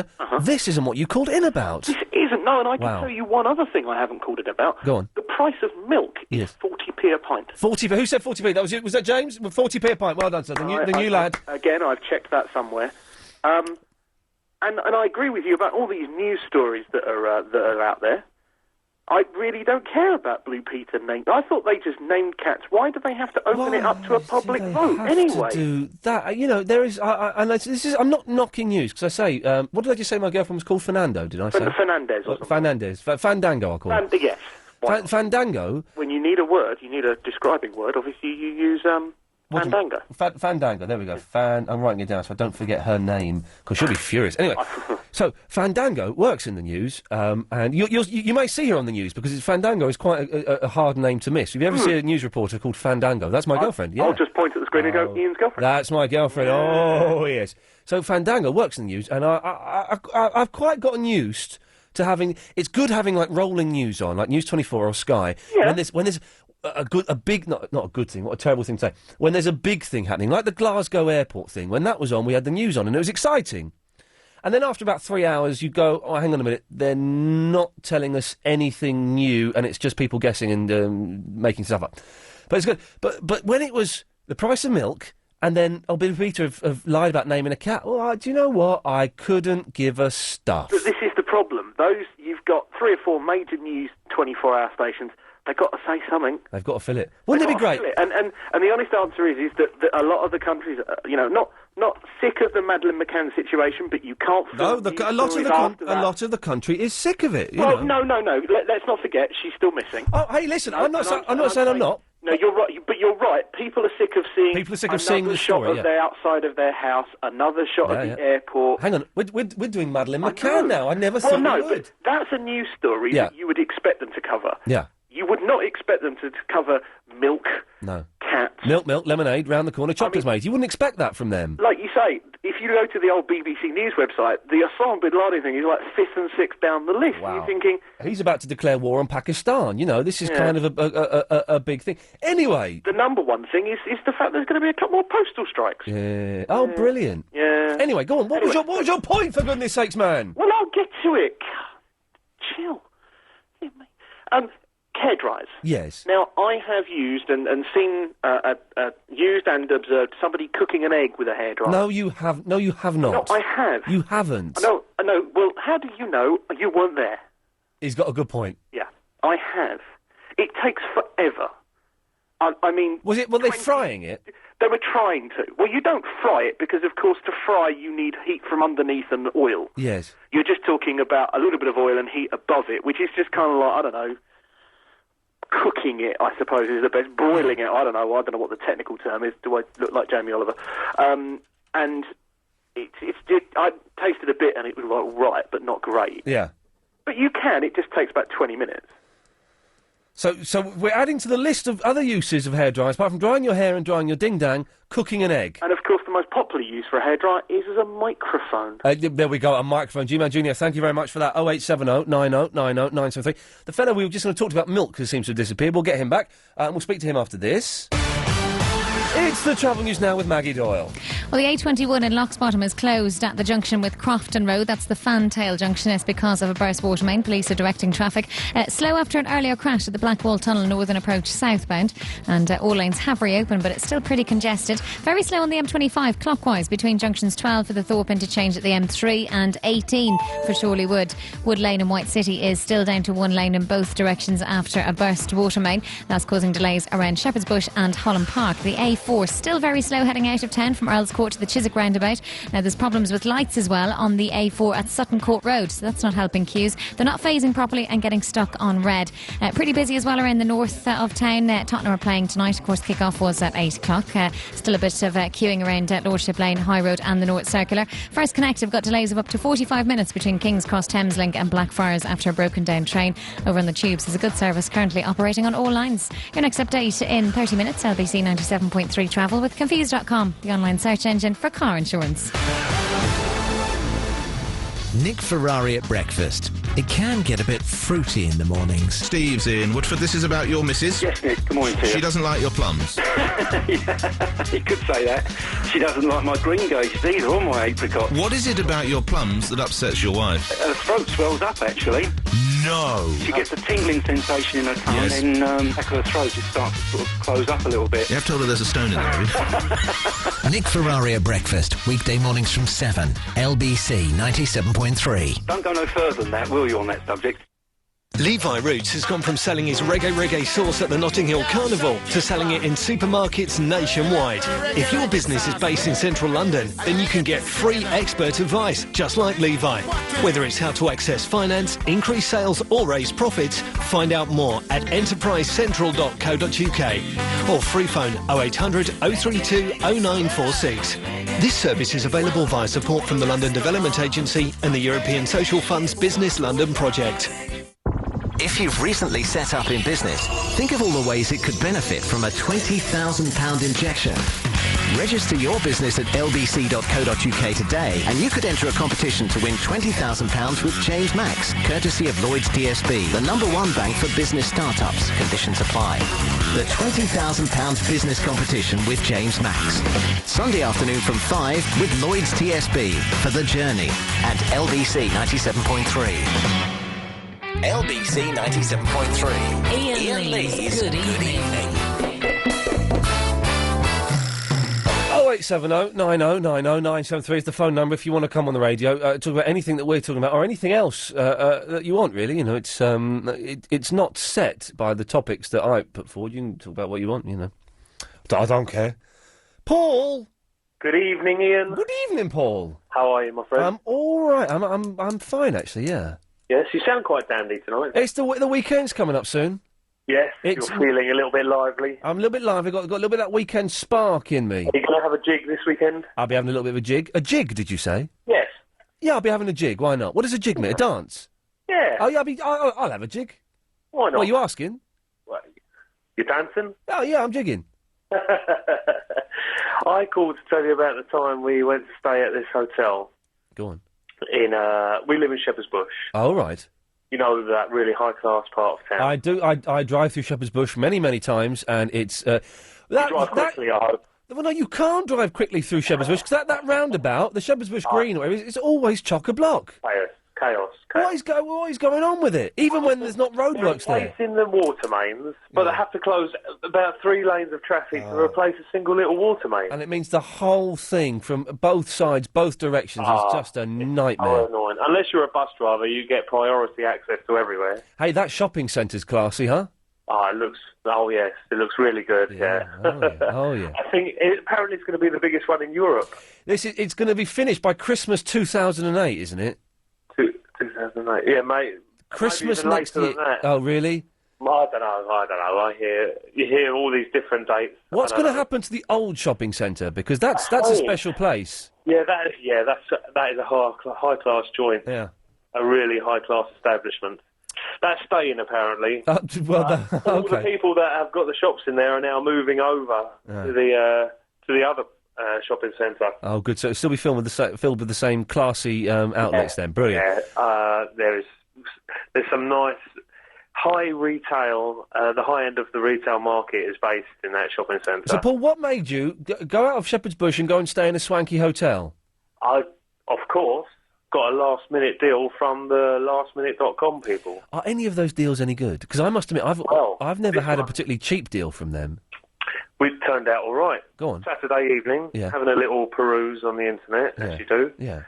Found, I think it was about 70 quid for this hotel on Tottenham Court Road. Oh, right. What? Hang on, a hotel on Tottenham Court Road? Yeah. That's not that swanky. No, but let me tell you the story. Please do. There's more.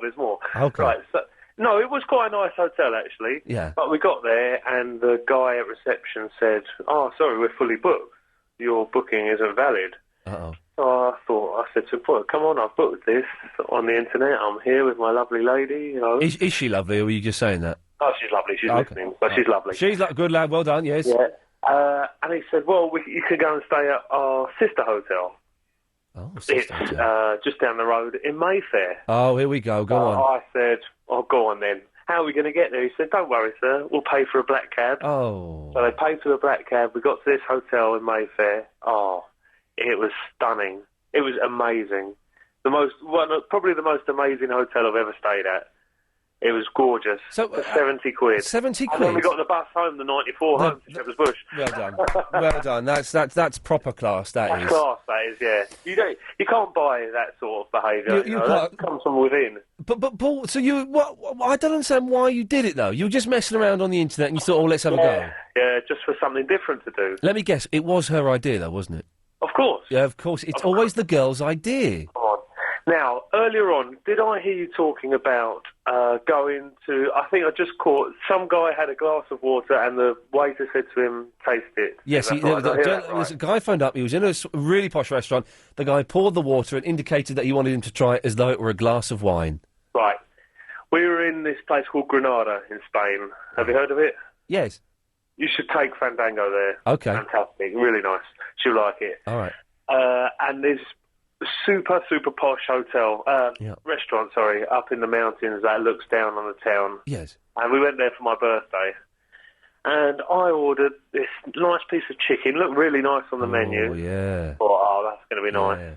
No one else was eating. It's not a restaurant. It's like a really funny place. No one was eating. A minute, what is it? A minute ago you said it's a hotel, then you said it's a restaurant. What is it, Paul? All the time.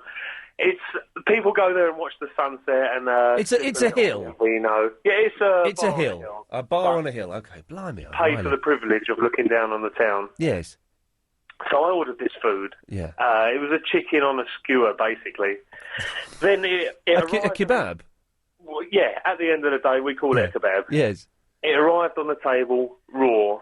And they brought a little burner with a little frying pan and said, "There you go. What? You've got to cook it yourself." You're having a laugh. And believe me, I paid extortionate amounts for the privilege. Of cooking your own chicken. And chicken, I don't eat meat, but I know you're not supposed to mess around with chicken. No. You get that stuff wrong, you're in trouble. I couldn't believe it. I could not believe it. I was actually gobsmacked. But let me guess, you did it though, didn't you? Of course. You were going to get you were going to get your money's worth. A, you are not going to complain because you're a British bloke, and B, you're not going to waste it because you're a British bloke. Yes. Good lad. Yes, exactly. And I was there with a martini. You know, I was thinking, this is lovely, it's my birthday. A little bit of class. You know, it's not often that we can afford it. And then along comes this little cooker, frying pan, and a raw kebab. And let me guess, Paul, you got the 94 bus home? Not from there. No. We had to get the 187 from there, and then the 94. It would be. Paul, listen, thank you very much for that. Excellent stuff. 0870 90 90 90. If you've ever been to a restaurant and been made to cook your own food, does that happen? I can believe it in Spain. It's all a bit lazy over there. It's all a little bit laid back, isn't it? Siestas, what's that all about? Let's have a doze in the afternoon. Well, go on then. Jessica, have you ever had to cook your own food in a restaurant? Yes, only once. What? It was in this restaurant in Putney. Yeah. And it was like a barbecue restaurant. What? Yeah, a Mongolian barbecue restaurant. And you picked whatever steak or dead animal you wanted to eat. Yes. And you cooked it yourself and seasoned it and ate it. Really? And paid for it as well, obviously. This is... it's turning out this is a worldwide phenomenon. Okay, well, the rest of the show is only about people who've cooked their own food in restaurants, because I'm disgusted. Put it on a little stove on a campsite as well. Well, campsites don't count. Okay. Aren't they the slowest cookers in the world? Yeah, they are. Awful. But there's something about eating outdoors. I don't like it. I like to sort of be civilised. Yeah, I was supposed to go... I got the bug to go hill walking and camping this year. I never went. It's too late now because it's too cold, isn't it? I think you get the bug and then about half an hour later you get over it when you look at the reality of it. Yeah, the reality of it. Hey, sorry, I heard the weather guy say a funny thing on the news today. 6:04 on LBC 97.3. He was doing the weather, and he was doing about when the sun sets, right? Yeah. You know, they say what time the sun... Now, I never know why the weatherman says what time the sun is going to set, because it's like, what can I do about it? It's not like, oh, it's going to rain later, I'll take an umbrella. You know, the sun's going to set, I don't care when it sets. I don't know anybody who finds that information useful. I think it's to tell people when to put their lights on. Maybe. Well, Jessica, I don't know what they do in Sheffield, but in London, we know when to put the lights on because we can't see where we're going. Well, up here on our horse and cart, right. We've obviously got blinkers on all the time. You have to plan in advance because you've got to have the candle and all of that. Yeah. Well, so he said, so instead of saying, and the sun sets at 12 minutes past 7, he went, and the sun says goodbye to the day this evening at 12 past 7. I thought, well, what a... Maybe the idea is after he's given you all the bad news about the traffic and how long it's going to take you to get home, he's sort of saying you might see a sunset. You might see a beautiful sunset. But if anybody finds the, I believe they call it the lighting up and the lighting down, I guess. Well, I don't know. If anyone finds the sunset and sunrise time useful, 0870 9090 973. And if we have no calls by 10 o'clock, then I shall storm down to the News and Weather Centre and I shall demand they never give that information out again. Good. That's a promise from me, Jessica, and you can stick with those promises. Anyway, why did you call in? Well, it was about something you were talking about on Tuesday, actually. Oh, yeah. I've only just listened to the podcast today. Okay, well, that's fine. Fair enough. Yeah, I'm behind. And me too. If I had been listening, I would have called you. Yeah. You were talking about lots of things. We were, weren't we? But one of them was perfume, celebrity perfume. Celebrity perfumes, because the Beckham's perfume was originally retailing at £18, it's now down to 35 pence. Rubbish. What?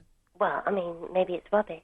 What, with the perfume? Yeah. I don't know, I'm sure it's excellent, but it just seems odd that people would bother to buy a scent just because it's got a famous person's name. Well, you see, I would never do that, and I did note that not many people called you about it. No. That's why I don't feel so bad about bringing it up again. No, that's fine. But, it's like dragging a dying horse round the track one more time. Let's do it. It is. And also, I think I've spoken to you about this before, but I have my own perfume made for me at Selfridges. I think you have mentioned this before. Yeah, I think I did. It's £90. I've just had one done last week. It's £90? Yeah, for 13 millilitres or something. 13? 30. That's still not much, is it? Well, it's not, but it's parfum. It's not kind of eau de toilette or anything. It's parfum, okay, yes. But this time I've gone for sort of gardenia, cherry blossom, and vanilla. Oh, yeah. And it's lovely. And they've started to do this new thing where on the front of the bottle, because they're all individuals, obviously, you sort of have a little interview and they assess your personality and then you talk about what kind of scent you want and then they make it for you. But now they start to put your name on the front of it. Oh, God. So I've now got this bottle with Jessica on it. Oh, de Jessica. So obviously, though I'm not a celebrity, I have got my own named perfume. Jessica, I have to go to the news, but thank you very, very much for that. That sounds a little bit poncy, doesn't it? But very nice. More of your calls after this. Waiting is pointless. It's biting your nails, tapping your foot. No one wants to be waiting's mate. It's a bus stop in the rain, standing 10 deep at the bar. It's a delivery slot between 9 a.m. and 4 p.m. Waiting for the latest mobile phone isn't Vodafone's idea of fun. Pick up the exclusive Nokia 6110 Navigator with GPS in store before anyone else, and even walk out talking on it fully charged. Waiting? What a waste. Vodafone. Make the most of now. On 97.3 DAB and online. London's biggest conversation. LBC.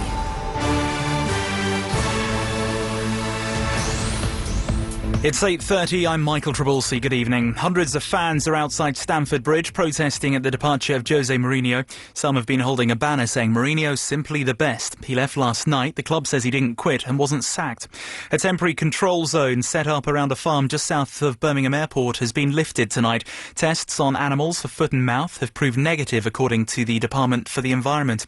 The Prime Minister says he'll boycott an EU summit in Portugal if Zimbabwe President Robert Mugabe is there. He's threatening tougher sanctions against the leader as economic and social conditions in the country continue to deteriorate.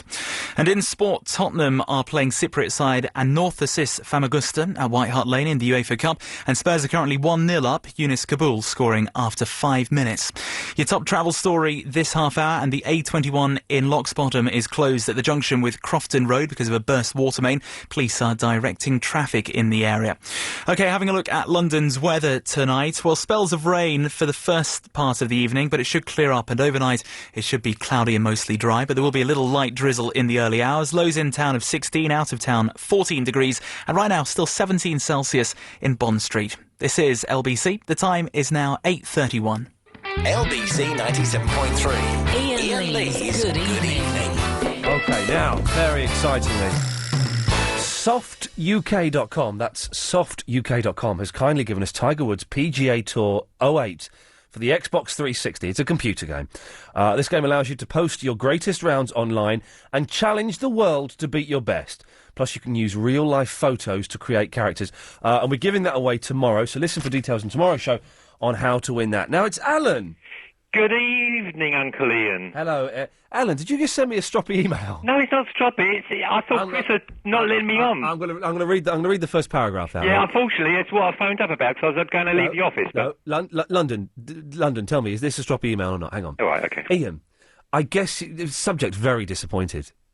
Ian, I guess you won't be allowed to read this as Chris, who I previously had respected, has not called me back, despite saying he would, having called in twice tonight to back you up on the London mass debate which is going on.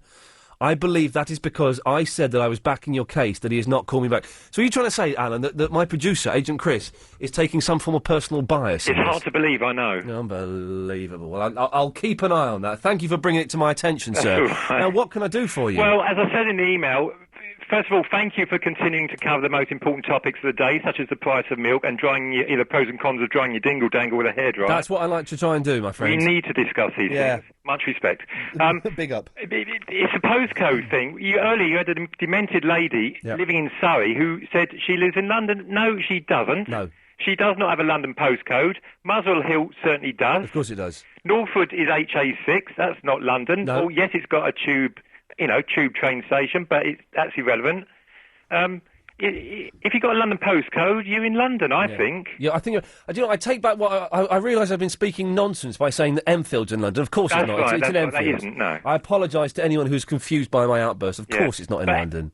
Basically, everything you have said tonight about being in London or being not in London is spot on. Yeah, I know what I'm talking about, mate. I know you do. Yeah, I'm good. I do. The wind's gone out of my sails now because we've sort of moved on, but I was livid. And I phoned early. I had to speak to you. What time did you call? Well, about 7:15. And honestly, I'm not having you on. No, it's taking you an hour and 20 minutes to get on. Well, I phoned back because you had another Alan on. You said, Alan's on next. I thought, hang on, I'm not even on the line. And it wasn't me.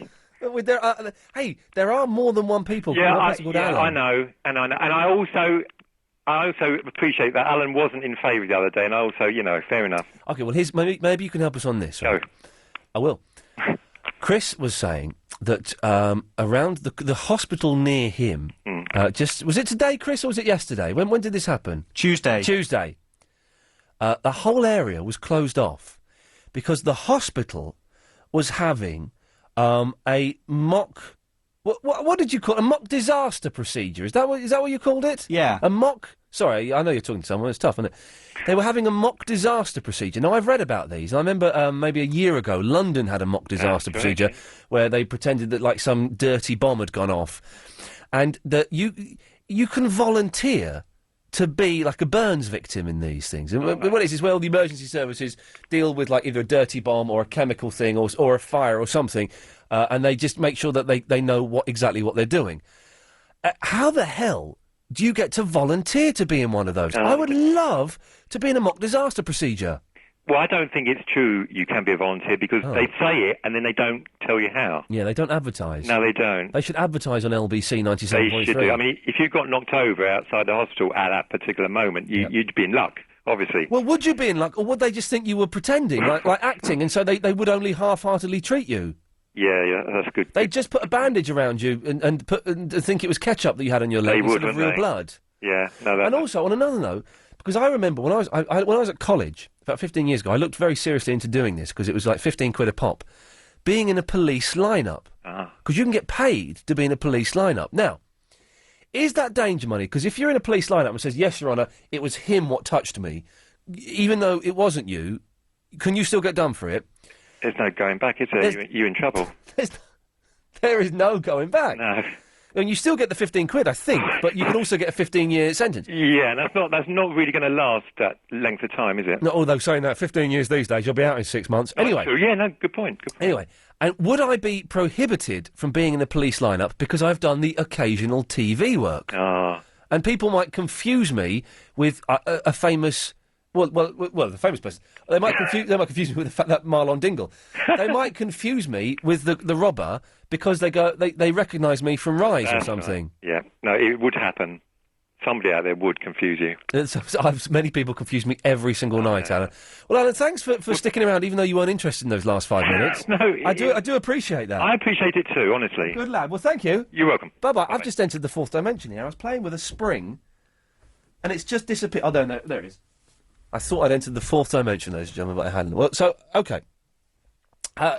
Mock disasters. Have you ever been in one? Are they really any use? Did you? Because there was this big one in London about a year ago when I think it was a dirty bomb they were preparing for, like 3 or 4 underground stations, and they had like the fire brigade and the ambulance and all that lot doing their ting and stuff. Were you in that? And how do you get to be involved in that? Is there like a group? There'll be a Facebook group. There's a Facebook group for everything, even for shindiggery now. There'll be. How do you get to be a part of that action, and do you get paid for it, or is it just loads of out of work drama students who do it? And police lineups. It's got to be how much they pay for a police lineup these days. It used to be 15 quid. I had the forms and everything. Then being a student, I couldn't be bothered to do it. 0870 90 90 973 is the telephone number. We're talking about hair dryers and their other uses. Simon? Hello, sir. Yes? Yes, indeed. Classic episode of the A-Team, so can we go back to the 80s?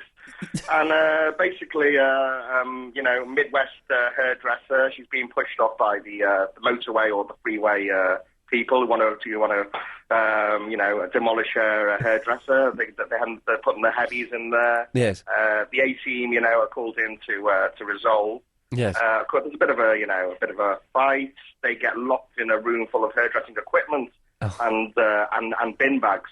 Do they make a tank that can fire cabbages? No, that was the crane with the 2 tree trunks on it. Classic episode as well. God almighty. You remember that well, with dynamite behind the tree trunk to project the cabbage out. I do remember that one, yeah. Yes. Yes, So sir. this is a hairdryer. Keep calling me sir, I like it. Yeah, absolutely. Deference. And so basically, multiple hair dryers, several bin bags, yes. And of course, a hot air balloon out of the said predicament they're in. They made a hot air balloon?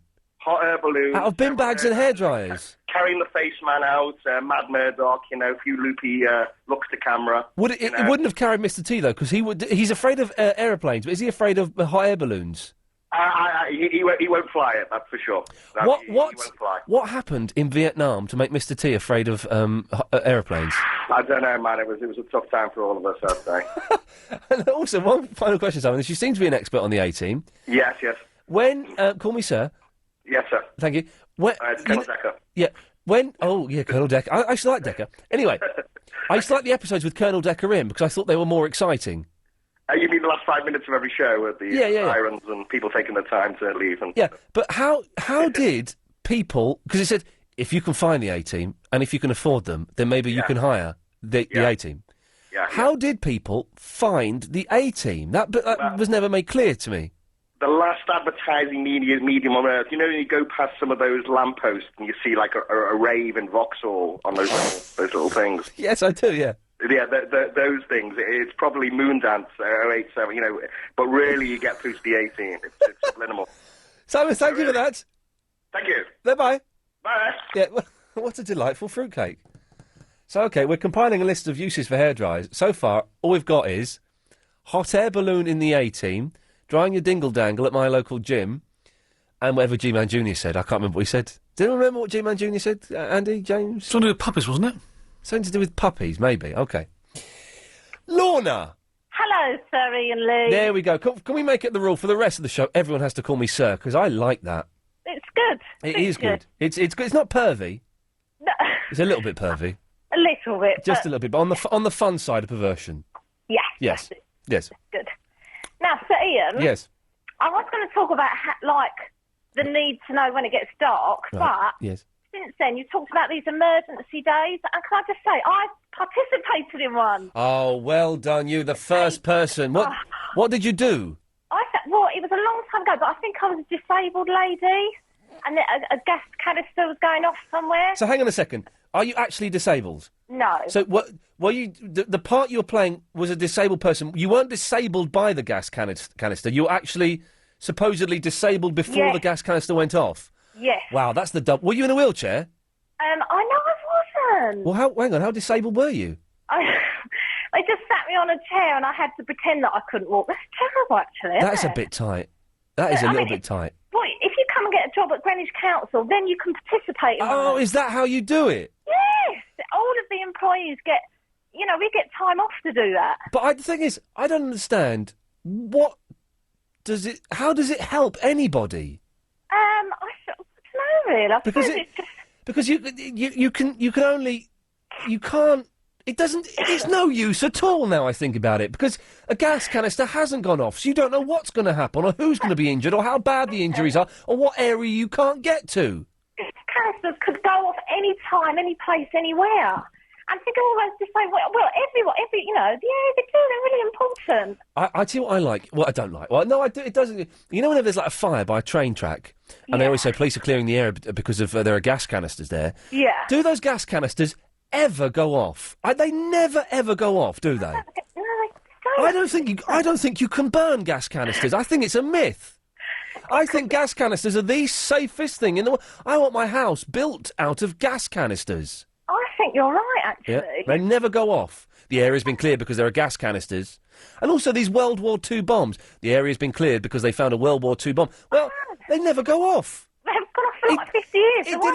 It didn't go off 50 years ago when it was dropped from a German aeroplane. It ain't going to go off now, is it? You're so right, Sir Ian. Wow. I can't... Yeah. Yeah, I like that. Anyway, but you did mention the sunsets. Right, yes. Now, I do prefer listening to the sunset info better than the weather, personally. But listen, this is why we use it. Okay. If we're going for walks... Yeah, walks. Straight from work. Obviously, we do finish work very late at the council, but after that... Always, yeah. Then we need to know roughly how many sort of hours of daylight we've got, how many pub stops, how many miles we're going to walk. So we use that to plan our route. But that's nonsense. I know. Where are we now? September. So it gets dark about 7:30. But I know that because I know how the world works. I know that in July it gets dark about 9, 9:30 if you're lucky. Right. So you was planning a walk for October the 13th. What time do it get dark then? Oh, it'll be dark by about 6:45. I'm going to look in my diary. Have a look in your. Hang on, have a look in my. Does it tell you when? It does tell you when the sunset is, doesn't it? In front of diaries it does, doesn't Hang it? on. So hang on a minute. October. What did you say? October the 14th. It's not yet 15th, I think. Okay. All right. Calm down. Sunset. Oh, it doesn't. It doesn't say. Where does it say? Where does it say sunsets in diaries then? It's just right at the beginning with like. That's notable dates. It's circumcision. What? What? I've got notable dates, right, in my diary. What the hell does this mean? So the first one is New Year's Day. New Year's Day, January the 1st. Notable, yeah. Then it says circumcision, January the 1st. And it's not written. It's not written by me. It's printed. Circumcision. Are you sure? That's. Oh. Robert Burns was born. It says. Yeah, okay, we go. 0870 9090 973. Why does it say circumcision in my diary? Robert Burns, born 1759. Mothering Sunday, Maunday Thursday, World Red Cross Day.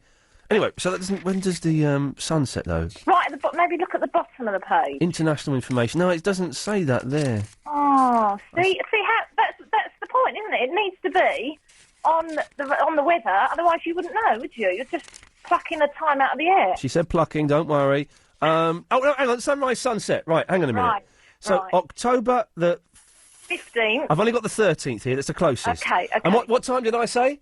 You said 6 something, didn't you? I did say 6 something. It sets at 6:13. Oh. So I was only half an hour out. Okay. And but hang on. Half an hour. But so Ian, in that half an hour, Yes. we could have become really lost, murdered, anything. We could have become really lost and murdered. Well, Lorna, you've made it clear that sunset times are important. Good. Thank you. Okay, bye. What a delightful fruitcake. It's the latest LBC 97.3 travelling is now Maggie Doyle. Thank you. The A21 in Locksbottom is closed at the junction with Crofton Road. That's the Fantail junction. It's all because of a burst. Watermain police are there directing traffic and there is a local diversion in place. It's not looking too bad now on the M25 clockwise between 12 for the M3 around to 18 at Chorleywood. It was very heavy along that stretch earlier, but it's all easing off now. Over to the west of town, Wood Lane and White City is down to 1 lane in both directions after a burst water main. Now the works carrying on that burst water main are causing delays around Shepherd's Bush and Holland Park this evening. The A4 looking a lot better now heading out of town from Earl's Court towards the Chiswick roundabout at the M4, but there is still that problem with the lights to contend with at the junction of Sutton Court Road. They're not phasing properly and they're getting stuck on red. Very slow coming into town on the A4 in Knightsbridge at Scotch Corner, and there's still a few delays in town as well on Shaftesbury Avenue from Piccadilly Circus to Cambridge Circus. It's because of roadworks and a number of parked coaches. Now First Connect still have delays of up to 45 minutes between King's Cross Thameslink and Blackfriars after a broken down train. Over on the tubes there's a good service currently operating on all lines. Your next update in 30 minutes, LBC 97.3 travel with Confused.com, the online search engine for car insurance. Join Jenny Eclair with some quality guests. Yes, it is the Shane Ritchie. It's not a look-alike, it's not a sound-alike. When we're talking about fame, how famous is almost too famous. You come out and you go, who's knocked the bin over? And you start, then they're going through the bins. Got through bins. Then you see them climbing over fences and gates, and that's when you start seeing the lies.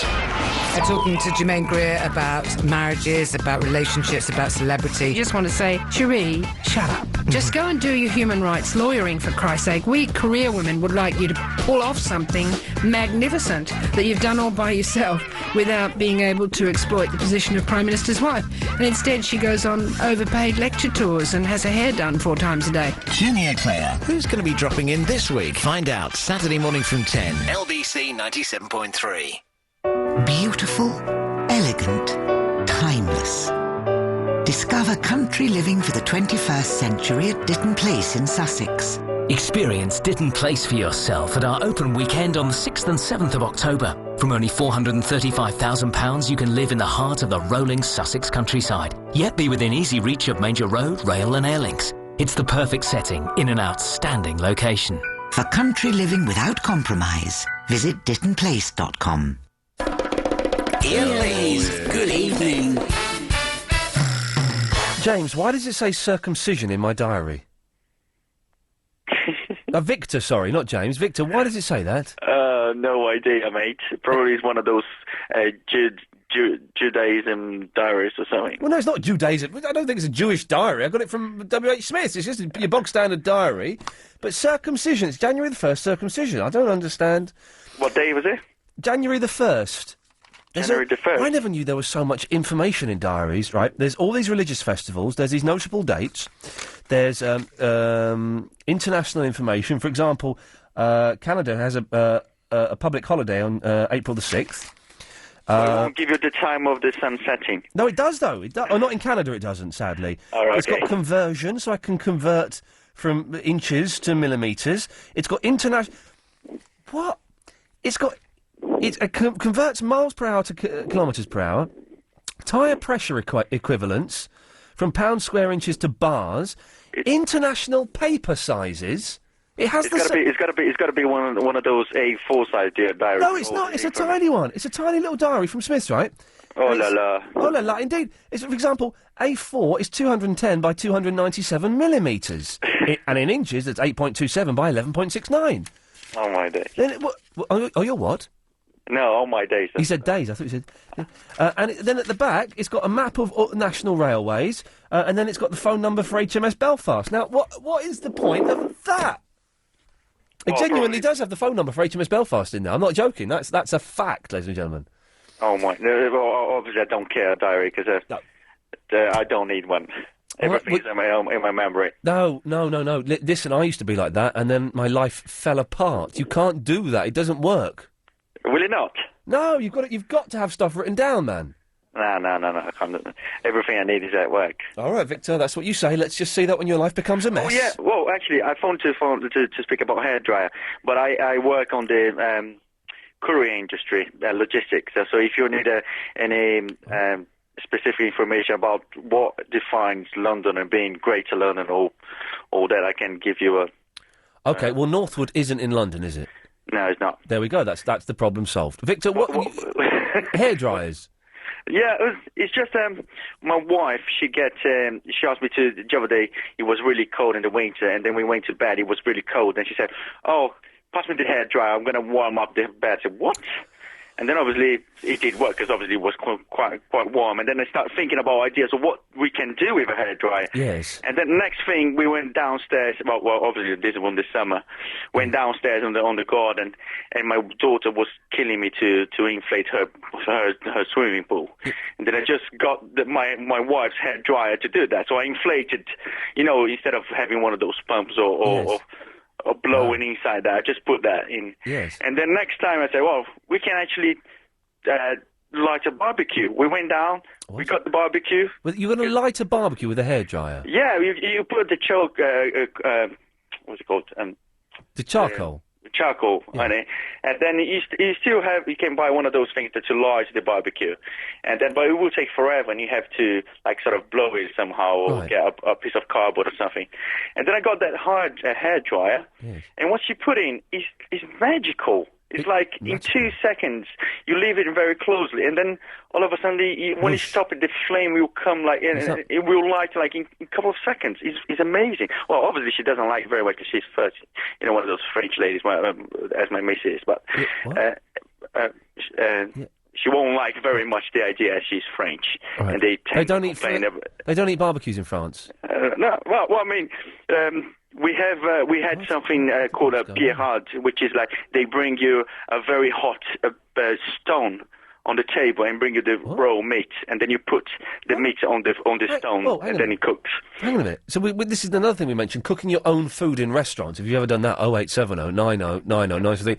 So you have a thing where they put in France, they put a hot stone on the table, and you put meat on it, and it cooks. Yeah. It's like a very, very hot stone, and then they will bring a little plate with a selection of meat, like sausage and then a piece of chicken. How hot is this stone, and how does the stone say hot? Well, it doesn't say hot. It just comes in one little support. It was actually in France. It was in the border with Belgium. Oh, okay, yes. But the name was in French, pierrade, which is from pierre, which is stone. Stone. And so it is a French dish. Okay. And it's really, really nice, though. So not only have you got a lot of uses for hairdryers, you've also cooked your own food in a restaurant. No, I did it twice only, but that's about it. It was quite cool. But when you're hungry in a restaurant, you wait for ages to come, and then what you don't want is to wait another 5-10 minutes to cook your own food. Yeah. You want to eat straight away, don't you? Victor, listen, thank you for that, mate. Ciao, mate. Cheers, fella. Bye bye. There we go. Well, I think he was. Hang on, let me call it. I think he was going to say something else then, and I cut him off. Look. We'll never know what Victor's other thing was going to be. Oh well. That's. Will we sleep tonight? Yes.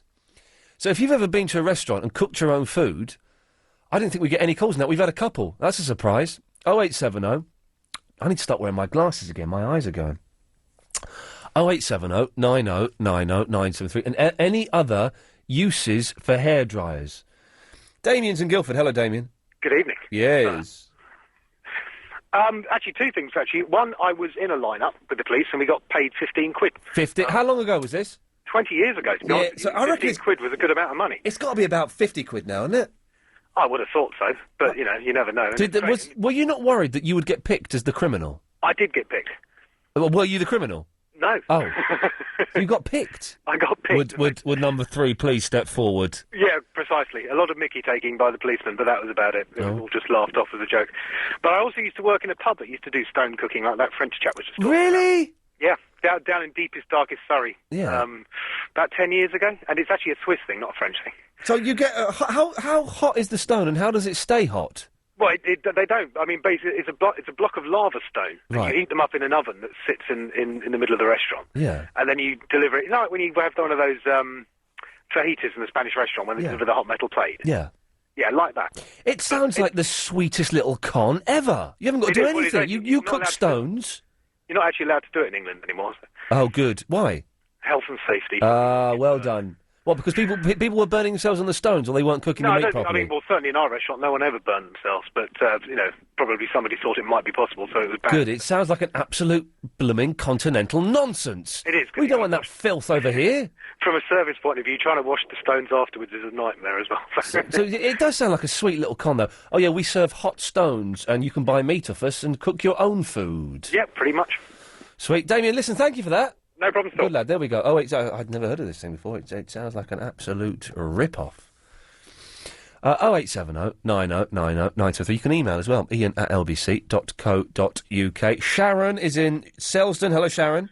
Hello. You're right. Ian. Sir Ian, well done. don't even call me Sir Ian. Just call me Sir. Okay. The Sir Ian makes it sound a bit the nobles and Middle Ages, but Sir sounds just a little bit like I'm your boss or something, or a teacher, and I like that. Sir, yeah, absolutely. There we go, So thank you. I end up to speak now, sir. Yes, Sharon, yes. You were talking about incidents. I could have been in one last night. An incident? Yeah, Go you on. know these fake emergency incidents. Yeah. Because I, again, work for a council, and they put it out on our sort of internet site, Yeah. asking for volunteers to help the fire brigade. They're testing some new, I think, wash-off chemical stuff. What did you just say? Some new wash-off chemical stuff? Yeah, I think they've got some new Wow, equipment. that's a so that sentence. if you get covered, Yeah. they can wash it off of you. Yeah. And therein lies the problem, and that's why I could, but didn't do it last. So hang on, what did they want to do to you? Cover you in chemical, then wash it off you? I think so. The thing that put me off, bearing in mind it was cold last night, Yeah. was the fact that you would be required to be sitting around in shorts and a t-shirt or swimming costume. Yes. And be hosed down by some firemen. Yeah. It sounds like they were just trying to get some chicks to come along for a bit of a wet t-shirt competition. Yeah, but what a good way to do it. Oy. Would you have got any money for it? I don't think so. Yeah. To be honest with you, if it had been warmer, Yeah. I would have done it. But sitting at Red Hill Aerodrome Yeah. at night, Why couldn't they just hose themselves down? how do you organise a wet t-shirt competition if you're going to hose yourself down? That's a good point. Sharon, listen, thank you for that. Oh, then she went, OK, we didn't want to say goodbye. That's fair enough. That's one of the beauties of this. You don't actually have to come and say goodbye. I won't be upset. In fact, it makes things easier if you just put the phone down. Can we do that for the last hour?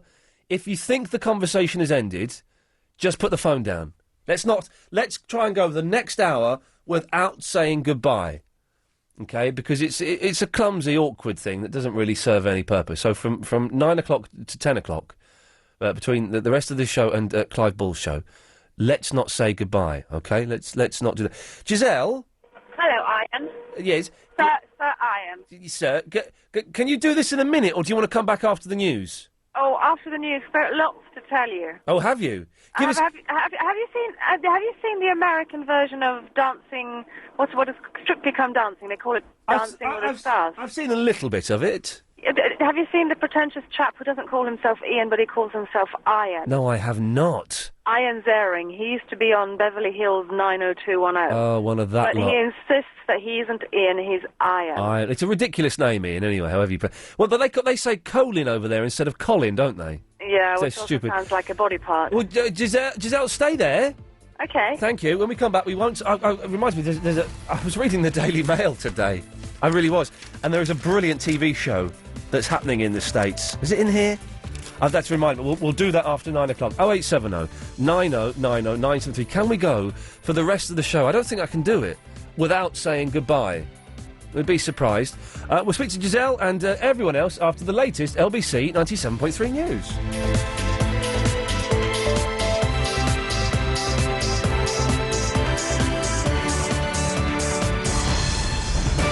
On 97.3 DAB and online. London's biggest conversation. LBC. At 9, Chelsea fans protest as Mourinho says bye to the Blues. Foot and mouth hasn't spread from Surrey to the Midlands, and a fabulous first half for Tottenham. It's 9 o'clock. I'm Michael Trabulsi. Good evening. Chelsea has admitted the relationship between Jose Mourinho and the club had broken down, but insists they didn't sack him and he didn't resign. They say he left by mutual consent. He's walked out of Stamford Bridge after winning 5 trophies in 3 years. Tonight at the ground, hundreds of fans have gathered to protest at his departure. Well, former Chelsea defender Graham Lasseau has told LBC what made him so distinctive. He has, I think, created a real atmosphere within the club and created a belief that the players have followed and obviously delivered domestically.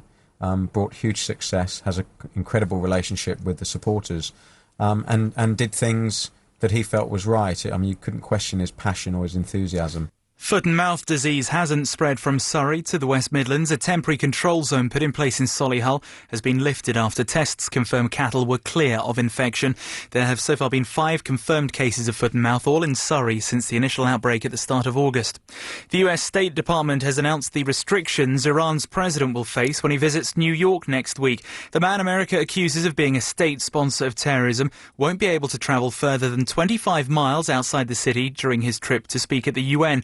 He is being allowed, though, to visit the site of the destroyed World Trade Centre. The Mayor is hoping to give young Londoners more things to do in our city. He's been outlining plans for £60 million London youth offer. Ken Livingstone's told LBC young people will be helping to decide exactly what's needed. In the past, I mean, adults made these things up and imposed them, and kids went or got dragged along.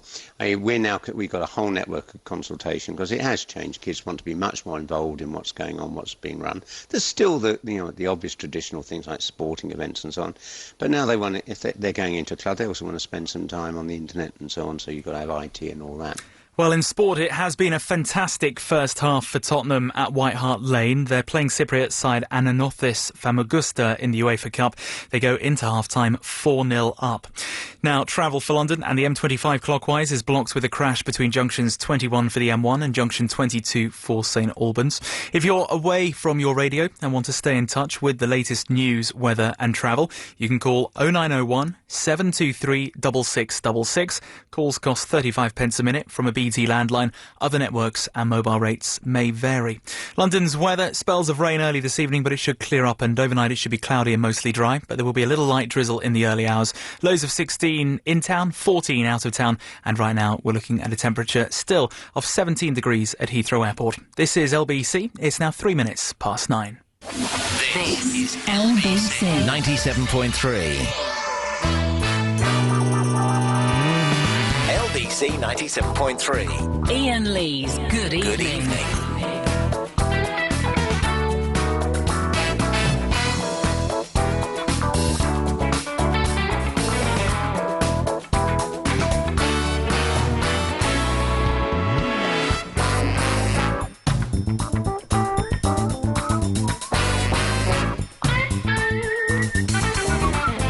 So, oh, hang on a second. Sharon, did you just call in a minute ago? Hang on a minute. Go on, Sharon. Iain, is that you? Yes. Iain, I am so sorry. What, that you rudely slammed the phone down on me? Do you know what I was coming off the motorway, so I just thought, I've got to concentrate now. And when I heard you talking, I just thought, oh, I'm so. What a rude woman! sorry. What a rude. You can't be bothered to finish the phone call in a traditional way. You can't be bothered to help your local fire brigade have a wet T-shirt competition. You disgust me, Sharon. I'm sorry. Shame on you. I know, and that's why I rung back to apologise. You know I'm going to have to cut you off now, don't you? Yes. So, thank you for that. Right, we're going to do the whole last hour without saying goodbye, if we can. So let's bear that in mind, Giselle. Okay. Lovely. So, I'm going to have a little recap for people who may have just joined us. Go ahead. What? Go ahead. Thank you. Are you a teacher? No. Yeah, I am. Yes, I am a teacher, actually, yes. Well, are you or not? Yes, I am. I'm not a school teacher, but I'm a teacher. A teacher of dance? Of yoga. Oh, now. Yes, Iain. I was going to. I was possibly going to go to yoga next week. Where? At my local gym. Oh, at your Virgin Active. What? At your local Virgin Active. Yes. Okay. What you say? Why do you say it like that? No, not at all. Because I was my girlfriend joined the gym today, so we were having a look around, and I was looking at all the free lessons, and I can go and do yoga. You can go to yoga, yes. But should I? Yeah, do. I teach at a different Virgin Active, not the one you go to. Oh, how do you know so much about me? Well, because you've talked about it for years. Oh, okay, yeah, you're right. It is the same old script every day. Same Virgin Active. Okay, right. If you're going to the same gym as you went to before, it's now Virgin Active and no longer Home Slate. Well, should I now? Because I'm a beginner, but they don't actually have any beginners classes I can go to. You should go to a general Hatha class. So when it says all, because it says beginner, intermediate, or all.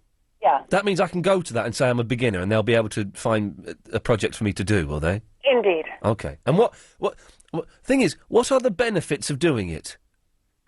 It makes you calmer. It makes you more flexible. Oh. It gives you stamina. Yeah.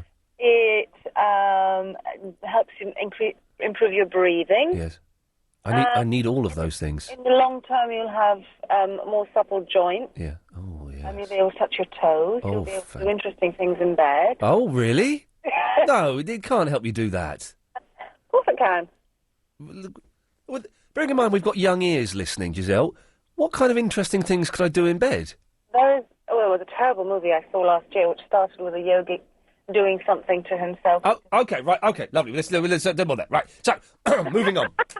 Okay, so you think I should go and do it next week? Yeah, definitely. Okay, right, I'm going to go one day next week and we'll see how it goes. Right, so let's have a quick recap of all the other topics that we were... Could I really do that? Wow. All the other topics we're talking about. Different uses for a hairdryer. This was after I saw a man in Virgin Active drying his naked body with a hairdryer. Yeah. Disgusting. Well, you can dry your dog with a hairdryer. But yes, but his bottom. Well, if you want to dry it off quickly and make sure it's dry so things don't rub and you get little funny pimples. Well, no, then you use a towel. I suppose, yeah, that would be a better idea. It would be, as if you'd never considered using a towel. Rubbish news after the price of milk and a Blue Peter cat's name was both two stories that followed each other on the news. Being in a... By the way, Giselle, if you have anything to contribute to any of these, then do call in. Do mention. I have called in because of the hairdryer. I can give you lots of information about hairdryer. Well, give me information about the hairdryer, then. Well, I use it to blow off the dust from plants, both silk and natural ones. It's much faster than cleaning each leaf individually, and you just use it on the cold setting and it blows off all the dust. Aren't you supposed to clean the leaves of plants with milk? I never did that one. I thought that you were supposed to... I could be wrong on this. I thought that you were supposed to clean the leaves of plants with milk. Oh, well, and also if you make something dirty and you have to quickly get the spot out and you have then a big wet patch, you just put the hairdryer on it and then it's dry and you can quickly run out. Okay. And I was also going to do the one about the barbecue because I've done that for years since we were children with barbecues. You've lit it with a hairdryer? Yeah. No, you light it. You light all the bits, and so the charcoals are just starting. Yeah. And then you fan it, you put the blow dryer on it, and it makes the flames start really quickly. Hey, so maybe when I start... Because I'm going to start lighting fires in my flat again soon. Perfect. I could use a hairdryer, because they take flipping ages to light fires. Absolutely ages. But that's if you're using coal or wood or charcoal. Not if you're using paper, because then it'll blow everywhere and you'll burn the house down. Oh, that's a good. Well, I use paper to get the. I use paper to get the firelighters going. Then I use the firelighters to get the kindling going. Then I use the kindling to get the coal going. And by that point, this is absolutely true. By that point, it's bedtime. But you've got to sit down there for 4 hours until the fire burns out because you can't leave the fire unattended. Oh, I suppose that's true. It all sounds terribly. Because if a hot coal gets on the carpet, the house burns down. Exactly. Absolute You nightmare. just have to make sure that you're insured. Oh. And you mustn't tell them what you were doing when you were filling the insurance form. Yes, you mustn't. Oh, thank you for that. Okay, I've got more to contribute. Oh, go on. I tell you keep going, and then when you've finished, just put the phone down. Cooking food in restaurants. Yep. I've cooked food in Japanese restaurants. They bring you like a broth and lots of bits of meat and vegetables, and you put it into the boiling broth, and you cook your own food. Do you know, I've done that, yeah. And then you can have raclette, which is also Swiss, stroke Austrian, in the Alps, which is, again, sort of like a hot plate with cheese and ham and sausages and vegetables. I suppose fondue is a little bit like cooking your own food. Yes, you've got your choice of fondues. You could have you can have fondue with oil, so you put the meat in it. You could have with broth, and you can also have the chocolate fondue. Or cheese, surely, is the... Or cheese, yeah, exactly. Oh, yeah. So you've got lots of choices. Okay. I'm waiting for you to put the phone down when you finish. I'm not going to end... Well done. Well done, Giselle. Now, that is cool. And this is... Can we try this for the next hour, right? If you're calling in, we're not going to say goodbye to each other. That was exciting. When you've finished your point and you feel that I've, exhausted any contribution I can make towards the point, just put your phone down. Let's try that, because goodbyes on the phone are so clumsy and awkward and drawn out, especially if you're talking to my mum. But they just go on for ages. So, when you finish your point, you think I've finished, or you're bored of what I'm saying, put the phone down. 0870 90 90 970. I was giving a recap. So, is Northwood and other places in London? I think we've kind of done that. Have you ever been a volunteer in a mock disaster procedure or a police lineup? How did it go, and how did you get the gig? Do you live in London, but yet you spent the weekend in a swanky hotel in London? I actually spent... I remember I spent a night in... this is my second story of nearly getting killed. The first story was because I had a stalker. The second story, I ended up staying in a hotel in Finsbury Park, one of those rubbish ones, because I went round my friend's house, and there was a guy in there threatening with a gun. There was a guy threatening with a gun in his flat, and I walked in there. All right, mate, what's going on? Who's this? Except he didn't have a gun. He had a baseball bat. Except he didn't have a baseball bat. He had a rounder's bat, which is like that. But we were cacking ourselves, and he was saying, my mate's going to come round with a gun. He's going to kill you both. How exciting is that? Oh, and then this fella came round, and I'm sure we never got to see the gun, right? Never got to see the gun. And I'm sure this fella just had a banana in his pocket. Or it was doing the thing with his, where he's got his fingers in his pocket and he's doing that. Because we could see that bulge in his coat pocket. He's going, right. And I won't tell you why basically there are possibly been some indiscretions with a married woman, but who knows? But this guy was going, right, if you do this again, I'm going to shoot you. But I really want to say, well, can we see the gun? Can I see the gun that you've got in there? Because I think it's a banana. I don't think it's a gun. I can't believe I've never told this story on here before. And in the end, they sort of left. I tell you what I was doing, right? I had my mobile phone in my pocket. Have I got my? I don't need my phone, but to tell the story, but it helps me. So I was wearing a big. It was winter, right? I tell the whole thing. It was winter. It was very complicated. I just split up with Fifi, so I was going to stay at my friend's house for a few nights while she got her stuff and moved out. So it was all a bit of a mess. So I haven't got my phone. Oh wait, so anyway, I had my big winter coat on, right? And I had my phone in my pocket, and it was on. And we were cacking ourselves, and this guy was threatening us with a rounder's bat. And then this guy turned up with a gun, but it was a banana. So I had my phone in my pocket, and I thought, right. So I dialed 999 on my phone, and then pressed dial, right? I'm going, okay, so this guy's going to come round and shoot us, is he? Yeah, he is. Well, what's the address he's going to come to and shoot us? Steve, what's your address that he's coming to? And then my mate gave out... Steve's not his real name, by the way. Then my mate gave out his address. Well, I'm at number 62 Acacia Avenue. OK, so we're going to be shot at number 62 Acacia Avenue, are we? OK, well... So, anyway, they were there for like 20 minutes, and then they went, and I got my phone out of the pocket. I dialed 666. I got the number wrong. I dialed Beelzebub himself, not the police. And there's me thinking I was being all cocky and sorting it out, and suddenly the police were going to kick the door down and save our lives. And they didn't. Anyway, the fellas left, and we were terrified. So we went and stayed in a really, really grotty hotel in Finsbury Park because we were too scared to go back, like a couple of little babies. Oh, that was exciting. Patty. Hello? Hello, Patty. Hi, maybe he was just glad to see you. Possibly, yes. There was that possibility. Well done. What I wanted to say was, with regard to the circumcision thing in your diary. Oh, yeah, it says in my diary, circumcision. Right, okay, so this is from my Catholic upbringing in New York. Okay. December 25th is Christ's birthday, Christmas, and then 7 days later he was circumcised. No, there's not a holy day when Christ had the end of his dinkle cut off, is no, there? No, there is. In the Catholic religion, there is. Unbelievable. It's called the Feast of the Circumcision. Oh, dear, now that's an unpleasant name, isn't it? Yeah, but that's what it is. I'd missed that out in my C of E education. Yeah, we obviously overlooked that. So I just thought I'd let you know. I'm waiting for you to put the phone down. Well, because I haven't quite finished. Oh, okay. No, carry on. No, carry on. You know the rules. Another use for a hairdryer is to clean your computer. It certainly is. Well done. They've got the hang of this. For the rest of the show, when you've finished, just put your phone down and let's move on. I love it. It's the travel news now. It's Maggie Doyle. Thank you. Well, the M25 clockwise, a few problems earlier with a crash where it was closed, but it's just reopened now between junctions 21 for the M1 and 22 for St Albans. David gave me a ring to say it has now reopened. Still a bit slow though, but hopefully it won't be too long before it's all back to normal. Queues to the north of town on the A105 Green Lanes. It's blocked with a car that's on fire at the junction of Cavendish Road. The A21 in Locksbottom, it's still closed at the junction with Crofton Road. That's because of a burst water main. Police are directing traffic. It is quite busy around there. There is a diversion in place via Oakley Road and Croydon Road. Wood Lane and White City, it's still down to one lane in both directions after a burst water main. Delays are easing though now around Shepherd's Bush and Holland Park. Very slow still coming into town on the A4 in Knightsbridge around Scotch Corner. And there's long delays in Shaftesbury Avenue from Piccadilly Circus to Cambridge Circus because of roadworks. Now over on the trains, First Connect now say they have delays of up to 20 minutes between King's Cross Thameslink and Blackfriars after a broken down train. Good service still on all the tubes. Your next update in 30 minutes, LBC 97.3 travel with Confused.com, the online search engine for car insurance.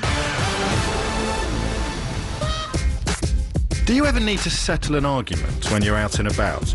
Like, why do ships always have female names? To get your any question answered, text LBC, then your question to 63336, and we'll get you an answer from intelligent people. Save that number to your phone now as AQA 63336. Then the next time there's a question you need to answer, it'll be just a text away. 63336. Giving ships a lady's name began as far back as 500 BC, when ancient mariners complimented the woman they loved by naming their sailing vessels after them. Any questions answered, you'll never be frustrated again. Answers cost just £1. Wayne Rooney or George Clooney? Robin Van Persie or Robert De Niro? Johnny Wilkinson or Johnny Depp? Now on Sky TV, you've got a choice. For £35 a month, you could get Sky TV with a choice of Sky Sports or movies, plus wireless Sky broadband and the Sky Talk Home phone service. All three for just £35 a month. All you have to decide is John Terry or Halle Berry, Tiger Woods or Jeremy Irons. For our biggest ever season of sport or our greatest ever choice of movies, call 0870 9900. Sky. Believe in better. £30 standard setup cost and BT line rental payable, subject to availability and equipment. Other product and price combinations available. Minimum contract 12 months. Further terms apply. British Airways World Offers is now on, and there are over 100 destinations to choose from. So instead of cooking a Sunday roast, you could bake on the beaches of Abu Dhabi from only £275. Or rather than queuing for a car park, you could play softball in New York's Central Park from only £239. Whatever's keeping you here, it won't be the price of flights. Don't miss the last few days of World Offers. Book by midnight Tuesday at BA.com. Fares are return, conditions apply. Improve your home, build from scratch, or restore and renovate. Get all the answers and learn how to create your dream home at the London Home Building and Renovating Show. There are over 220 suppliers. Get tips on creating space and adding value to your home. 10 free seminars and masterclasses on self-build and renovation. Find out how to create a greener home in the Eco Home Zone, or learn about integrated technology and entertainment in the Smart Home Zone. For discounted tickets, call 0870 010 9031 and quote LBC, or log on to lbc.co.uk. The London Home Building and Renovating Show, Friday the 21st to Sunday the 23rd of September at XL with LBC 97.3. LBC 97.3. Iain Lee's Good Evening. Don't forget, London, we're not saying goodbye for the last hour of the show. Let's just see how it works. When the conversation has ended, just put the phone down. I think it's quite exciting. 0870 90 90 973. Here till 10 o'clock, then it's Clive Bull. Stephen! Yes. You're on the radio. Thank you. Well done. Sunset times. Yep. It's quite very, very handy. Use it quite a lot in the summer, because as the sun goes down and you're driving around, the official lighting up time is 20 minutes after sunset. I don't understand anything you just said to me. Right, when the sunset times they say 8 o'clock at night. Yes. Officially, by law, you have to turn the light on your cars or push bikes or motorbikes at 20 past 8. Hang on a minute. There is an official law about when you turn your lights on your car? That's the time. If you're after that, it's 20 minutes, then you're supposed to light up your cars. But surely when it gets a little bit dark, you turn the lights on. Yeah, well, that's all very well, but in the summer, when the sun sets and drops behind the horizon, it's still light enough to drive around for another half an hour with no lights. But it's 20 minutes, you've got to turn your lights on. If it's still light, though... Actually, it's still light. It'll be dusk, not... Well, if it's sunset dusk... over the horizon, and you still have light around. But if it's dusk, then you turn the lights on. Yes, but the official time is 20 minutes after sunset. But that's irrelevant. If you turn your lights on depending on how dark it is. Yeah, that's like during the day if it's raining. If you turn your windscreen wipers on because it's raining, if you turn your windscreen wipers on, then you're supposed to have dipped headlights on. That is nonsense. That is the truth. If you have the windscreen wipers on, you're supposed to have your lights on. If it's raining during the day... Nonsense. No, if it's That is raining... nonsense. No, it's not. That's It is the law. nonsense. That is not law. What law is that? It's the law. It's the made-up law of Stephen from Ealing. No, it's not. It's not a made-up law. They're saying if you are raining and you have to turn your windscreen wipers on, right, that is causing, like, a hazard in front of you. It's like visibility's dropping. Then they say you're supposed to have dipped headlights on. I don't even know how to dip my headlights. Is that when you turn... headlights, not main beam. Dipped headlights. So is that when you turn... Dipped headlights is normal headlights? Yeah, dipped headlights. But, oh, God. We've had this before. So there's dipped headlights and there's full beam, which is when the blue light comes on the dashboard. Yeah, full beam is full beam, right? But dipped headlights are normal lights. Yeah, normal lights. In other words, so when it's raining and it's causing, like, interference with your... Like, you've got to put your windscreen wipers on because you can't see, visibility's down. Yeah. Well, the visibility's dropped that much for you to put your windscreen wipers on. No. By law, you're supposed to put dipped headlights on. What's it... You know, when you turn your... Because to get your headlights onto dipped... You go past one click, then a second click. That's side lights. And what would you use side lights for? Side lights you can drive around at night time if the street lamps are on the road. With just side lights on? With just side lights on. What is this crazy country we live in? I'm surprised by... well, I think this thing about... If anyone can verify the nonsense that Stephen is spouting, 0870 9090... I actually work on the roads. I know... What doing what? Are you a street cleaner? I'm a street lighter. I've done it for 20 years. Street lighter? Lights come on when the actual... Hang on. Light level drops. You're a street lighter? What, you go around with a stick and a candle? What? No, I go around with a cherry picker, fixing them, installing them, going to people who knock them down all the time. Well... Well, yeah, I've been doing it for 20 years, and street lighting, if you turn it off, like during the night, as they keep saying about saving electric, well, that won't work because they're on photocentric cells, not timers. Okay. Goodbye. He said goodbye. Good. He said goodbye, but he put the phone down. We'll allow that just. but I don't want a goodbye. Isn't it more dramatic? Because people putting the phone down. I like that. That's working for me. For the rest of the show, just for tonight, when you finish, just put the phone down. You know, and I was struggling a bit there to keep the conversation going. He should have interpreted that as the conversation had ended there. So, just put the phone down. Dave! Sir! Yes, boss? Good evening to you. Good evening! Now, about this cooking malarkey. Oh, cooking your own food in restaurants. I thought this was a throwaway. I didn't think we'd get any calls on this, and yet this is run and run. Go on. No, I do a bit of skiing in foreign, so I was in France last year. Yes, well done, yeah. So there we were in the restaurant, and they bring out the, I don't know what it is, whether it's marble or something, but mine was obviously a bit chavvy because we had to plug it in. It has a big heater underneath. Hang on, so this is the rock thing, yeah? That's it. And it wasn't, but it was a rock you had to plug in. Yeah, it's a big heater underneath to keep it hot, and over comes the steak. You cut your steak up, throw it on the slab, down a few bottles of wine, and cook the meat. It does sound like a bit of a cop-out, though, for the restaurant. Well, maybe. How do you know when the meat's done? Because meat you have to be a bit careful with, don't you? Well, some meat, but you can. I was doing a bit of steak. Didn't do any horse though. No. But the steak wasn't bad. Thin slices of steak and a bit of mushroom stuff like that. They sort of throw on, and you can. It's not bad at all. And then shortly after, I was doing a day trip again, foreign. And Tefal sell it over there. So I brought one home. Well done. So, and that's, well, the only other thing, very briefly, hairdryer.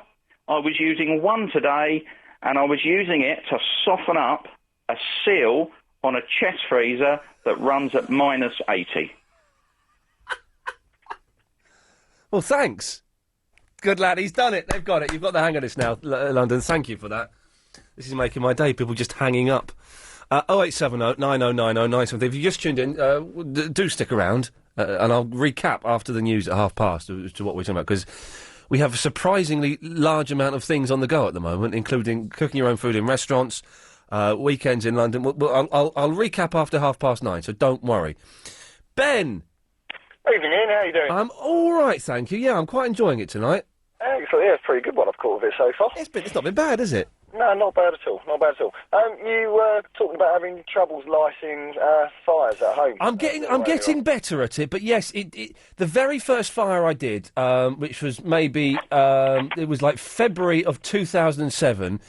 It took me 2.5 hours to get it going. And it's a bit slow. It's a bit slow. Now I've started to use kindling as well as coal. That helps quite a bit. Okay. Do you prefer coal to log fire? Yes, I do prefer coal. Well, what do you prefer? Because personally, I'm a log person. I prefer the heat, and I prefer the fact it burns for longer. Yeah. Although I do like the crackle of wood. Fair enough. I must admit, the tip I can give you for trying to get the fire lit a little bit faster is we used to use egg boxes.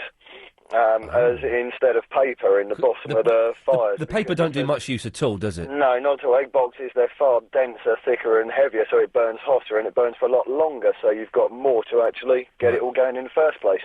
Okay. Being vegetarian, I assumed you might have quite a few egg boxes I've got around. plenty of egg boxes kicking around. There's nothing better than having a real fire. And I never used to use the fireplace, but now I love it.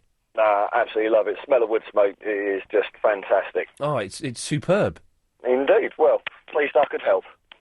I don't know why this is entertaining me so much. I don't know why, but thank you everyone for playing along with this. Let's see if Chris has got it. Chris. Hello, Ian. Hello, boss. Hello, boss. I'd like to say two things tonight. Okay. First of all, about hair dryers. Yes, what do you use your hairdryer for? I dry my clothes with it, if you believe it or not. Oh, cook l'amour. Yeah, cook l'amour. Yeah, cook l'amour. No cook l'amour. Oh, I apologise. I won't say the other Greek phrase I know. Okay, yeah. You see, I have favourite clothes, like jeans and all that, and tops. I dry them with the hairdryer every week when I wash them. Okay. Also, I want to tell you an idea about burning wood, lighting up wood around. Lighting up wood, yes. In my country back home, Greece, we light up with petrol. We buy some petrol. What? We sparkle a little bit of petrol on the wood. We light it up and the fire is ready in about 10 minutes. Petrol, I hadn't thought of doing that. Yes, that's an pack a idea. little bit of petrol, buy from the petrol station. Petrol, and where do you get this petrol from again? Petrol station. The petrol one you use for station. cars. Okay, Yeah. wow, okay. Okay, Ian? Yep. He's got it, okay. Can I just say, London, if you've got a fire in your house, don't put petrol in it. Is that the most ridiculous... First of all, your house will stink of petrol, which is a stinky, stinky smell. It's a stinky smell. I've got a scarf in my car that I can't wear because I've had it near the petrol, the petrol can thing, so I can never wear that. And also, your house will burn down. Will it? If you're putting petrol on wood, your house is going to burn down. That's insane. Wow. Okay. Oh, Earl. Good evening, mate. Good evening. Can I come back to you after the news? Yeah, no rush, no rush. Good lad, no rush. Okay, so 0870 9090 973 is the phone number. When we come back, I'll recap everything we're talking about. I think we've crammed more topics into the show tonight than we've ever done. And for the rest of the show, hopefully, you won't hear anybody saying goodbye. On 97.3 DAB and online, London's biggest conversation, LBC.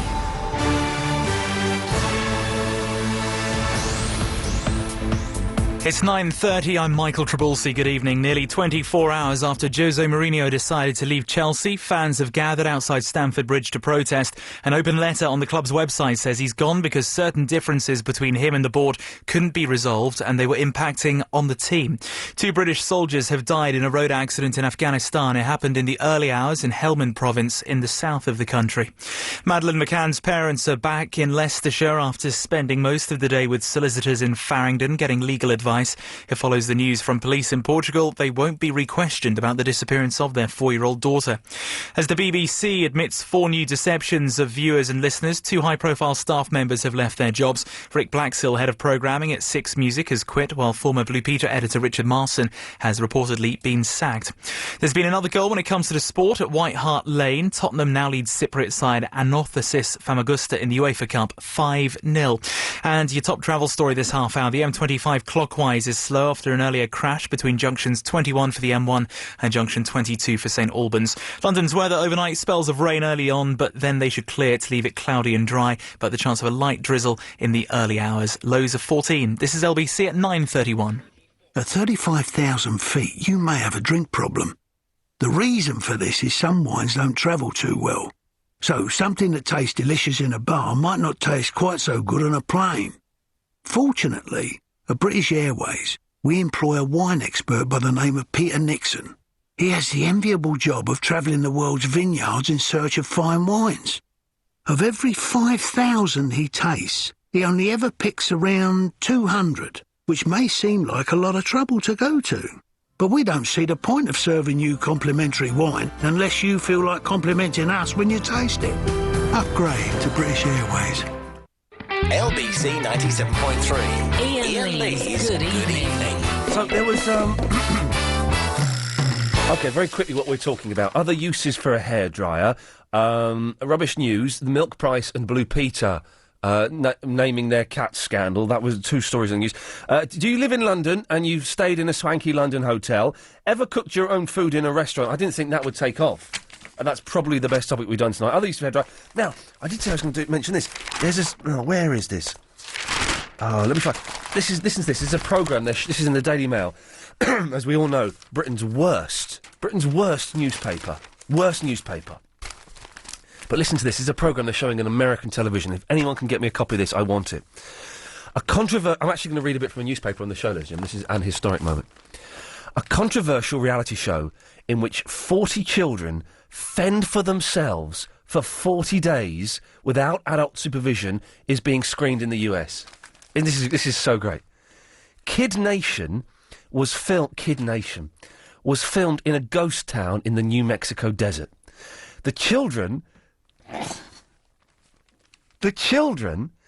aged 8 to 15, were given food, water and shelter, but there was no electricity or flushing lavatories.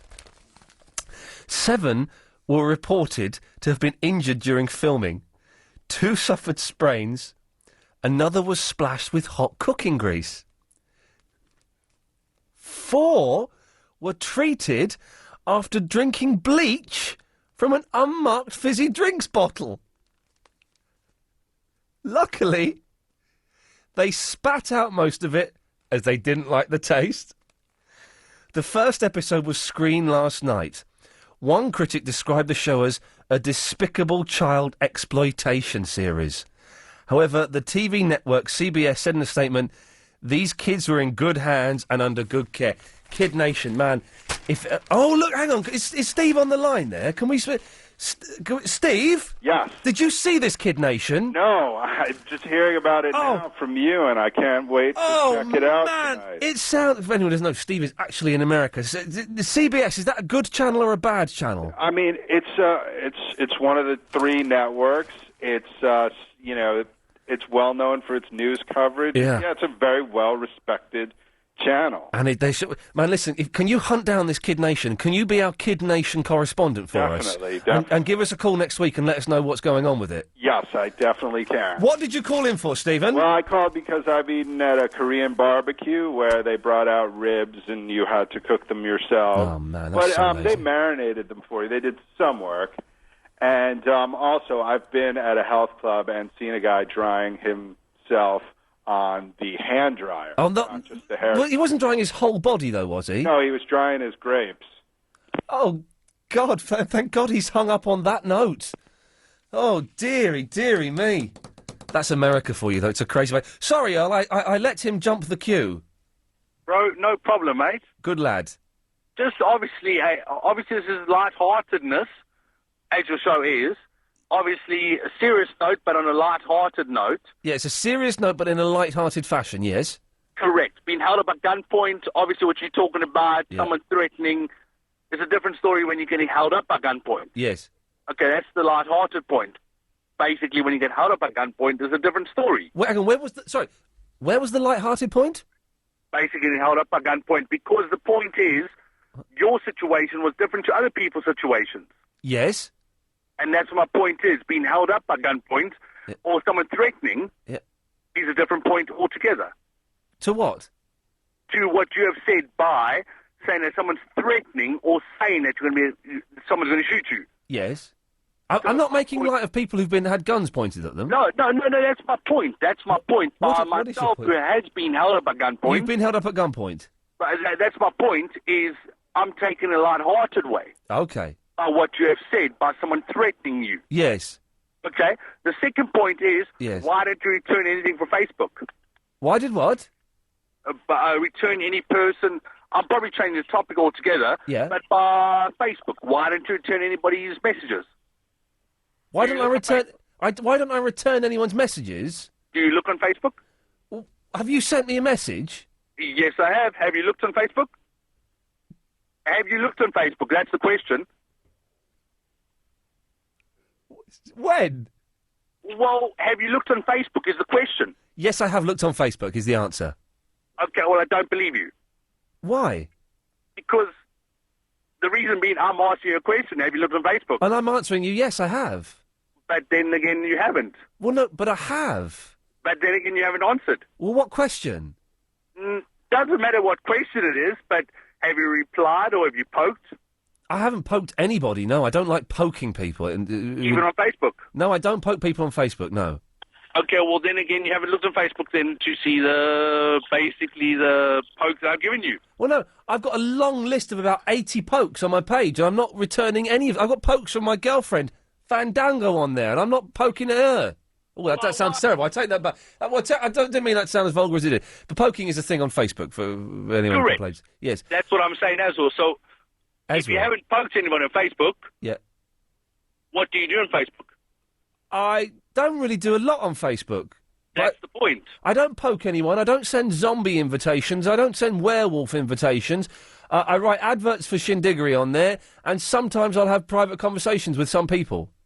Well, basically, I can understand what you're saying, but then again, there's nothing that you do on Facebook besides MySpace. Correct? Correct. There we go. So, basically, you don't do anything on Facebook. Okay, yeah, okay, I don't do anything on Facebook, yes. there we go. But then again, as a listener, I love your show. I find it hilarious. It's crazy. I love the show, bro. But nonetheless, I hope you have a good evening. I'm not saying goodbye. What was that about? What on earth was that about? Oh, man. God.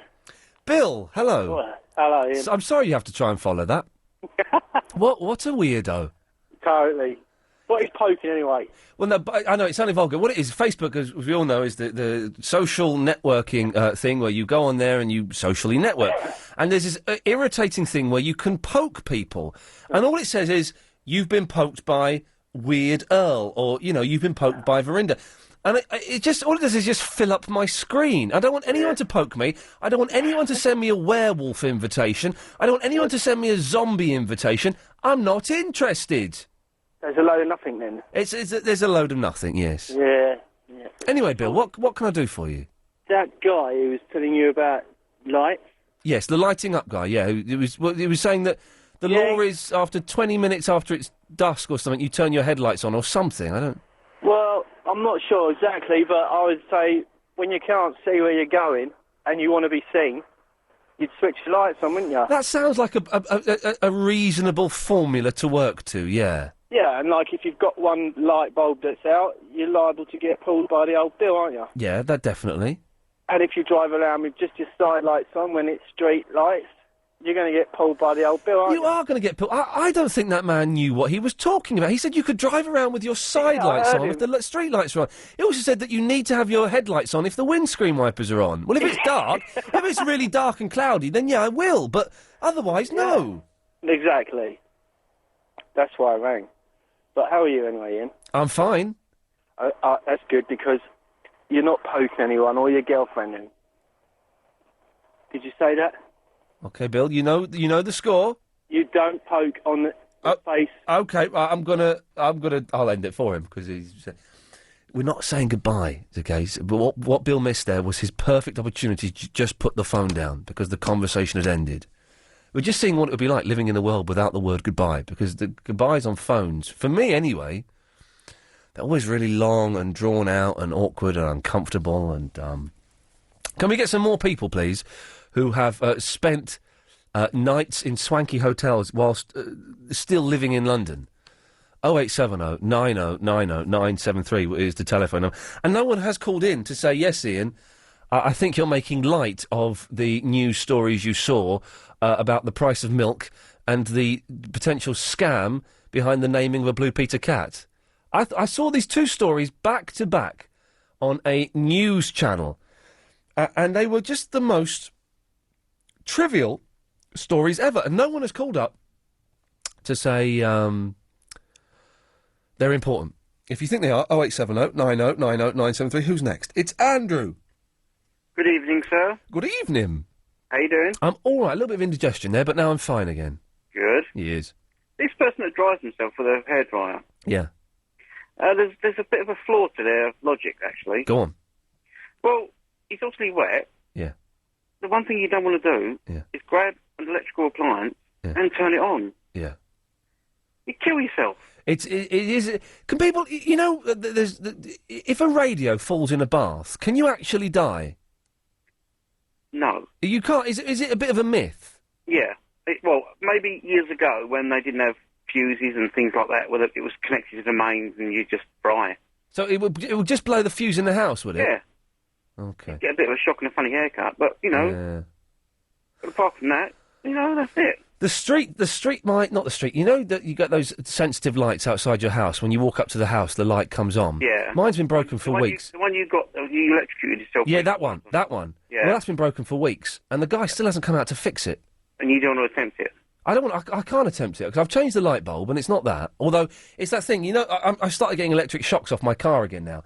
Oh. It's that thing, I've got the thing with the car and with the light bulb. Every time I try and touch it, I'm just got that little flinchy thing, because it makes me uncomfortable, but... so the guy is supposed to come out and fix it for free, because he fitted it not that long ago, and now it stopped working, but I can't... it's about that thing of being anxious and phoning people up and getting them to come and do their job. Never mind. Tony! Hello, Ian, you doing? Tony, where are you, mate? I'm just doing a gig.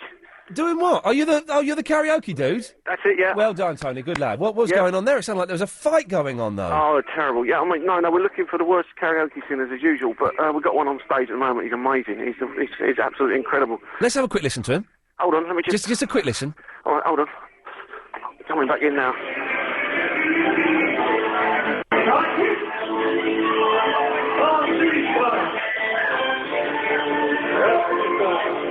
That'll do, Tony. Blimey. Tony! Tony! Tony! Oh, God, blimey. How do we get Tony back now? Tony! Oh, flipping it. We'll get told off. Tony! Oh, right, OK. We'll have to leave Tony. Tony! No. Tony! Tony! Oh, God. Chris, we'll leave Tony. We'll come back to him after the travel, shall we, and see if it's giving him more... No. Tony, stay there if you can hear me. We'll come back to you after the travel. He's going to talk about cooking food. I think in restaurants, I'm not sure. Right. 0870 9090 973. Ever been in a mock disaster? Police line-up. Other uses for hairdryers. Cooking your own food in restaurants. And ever stayed in a swanky hotel... even though you live in London. It's the last 15 minutes of the show. Now's a very, very good time to give us a call. Tony, we'll speak to you after this. It's the travel news now with Maggie Doyle. Heavy traffic on the clockwise M25 still between junctions 21 for the M1 and 22 for St Albans after an earlier accident. Queues to the north of town as well on the A105 Green Lanes. It's blocked with a car that's on fire at the junction of Cavendish Road. Traffic is squeezing by in one lane. The A21 in Locksbottom, it's closed at the junction with Crofton Road. That's the fantail. It's because of a burst water main. There's a diversion in place via Oakley Road and Croydon Road.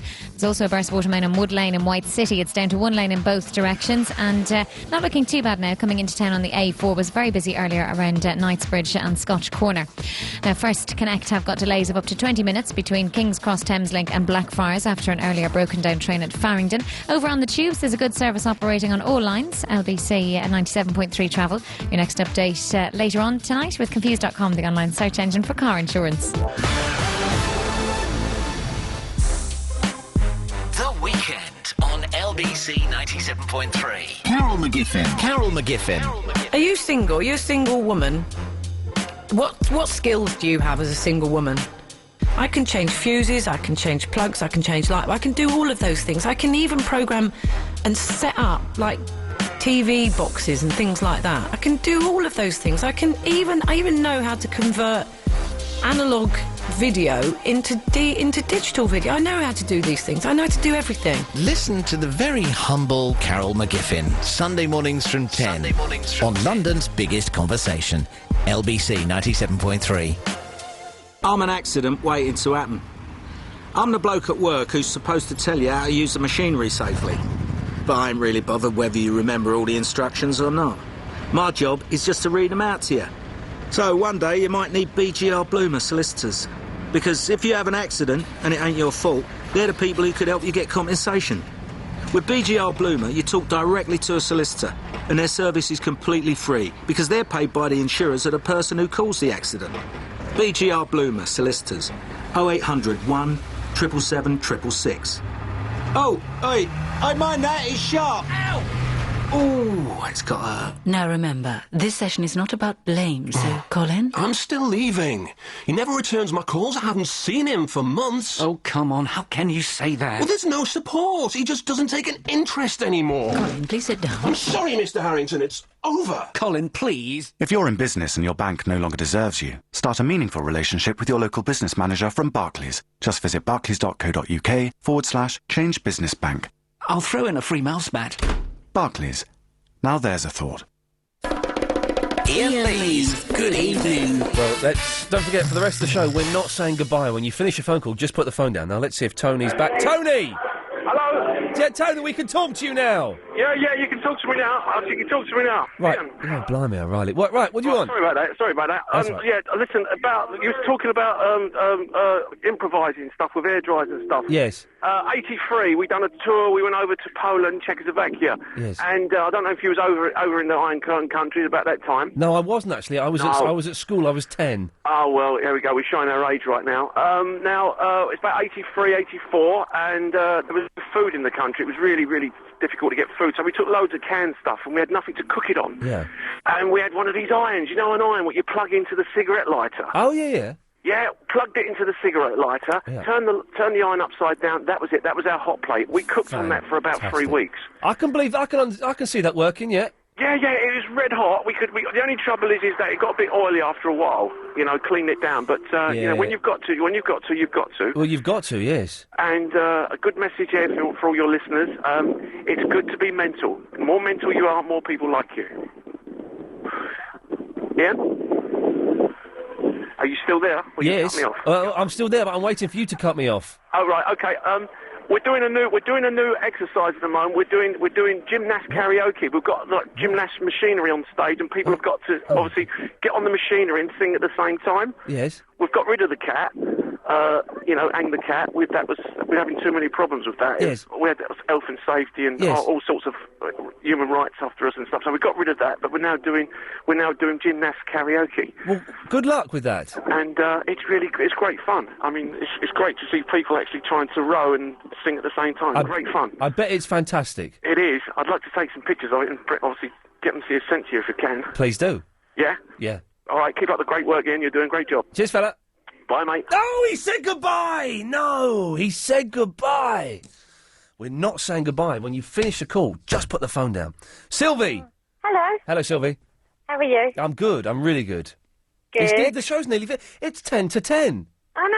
It's very late, isn't it? Sometimes they drag on, these shows, but sometimes Ian, they... can I fly ask you by. something? Yes. Well, did you ever do the voice of Big Brother?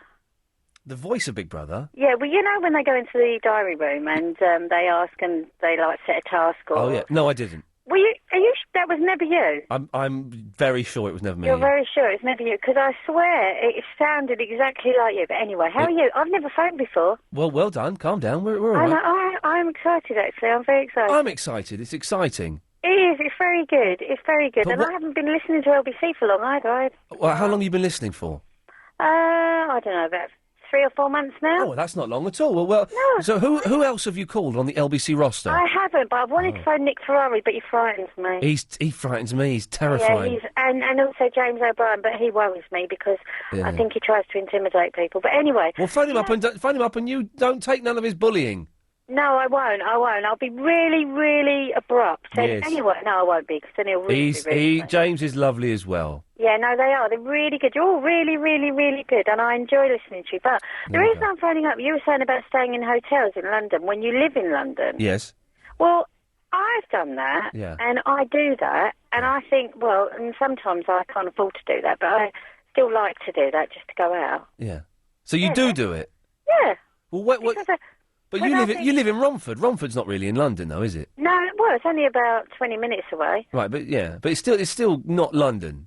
No. It's not central London, is it? But it's still in London. Well, we started off the show with this argument. It looks like we're going to end the show with this argument. Oh, no, I didn't hear the show earlier.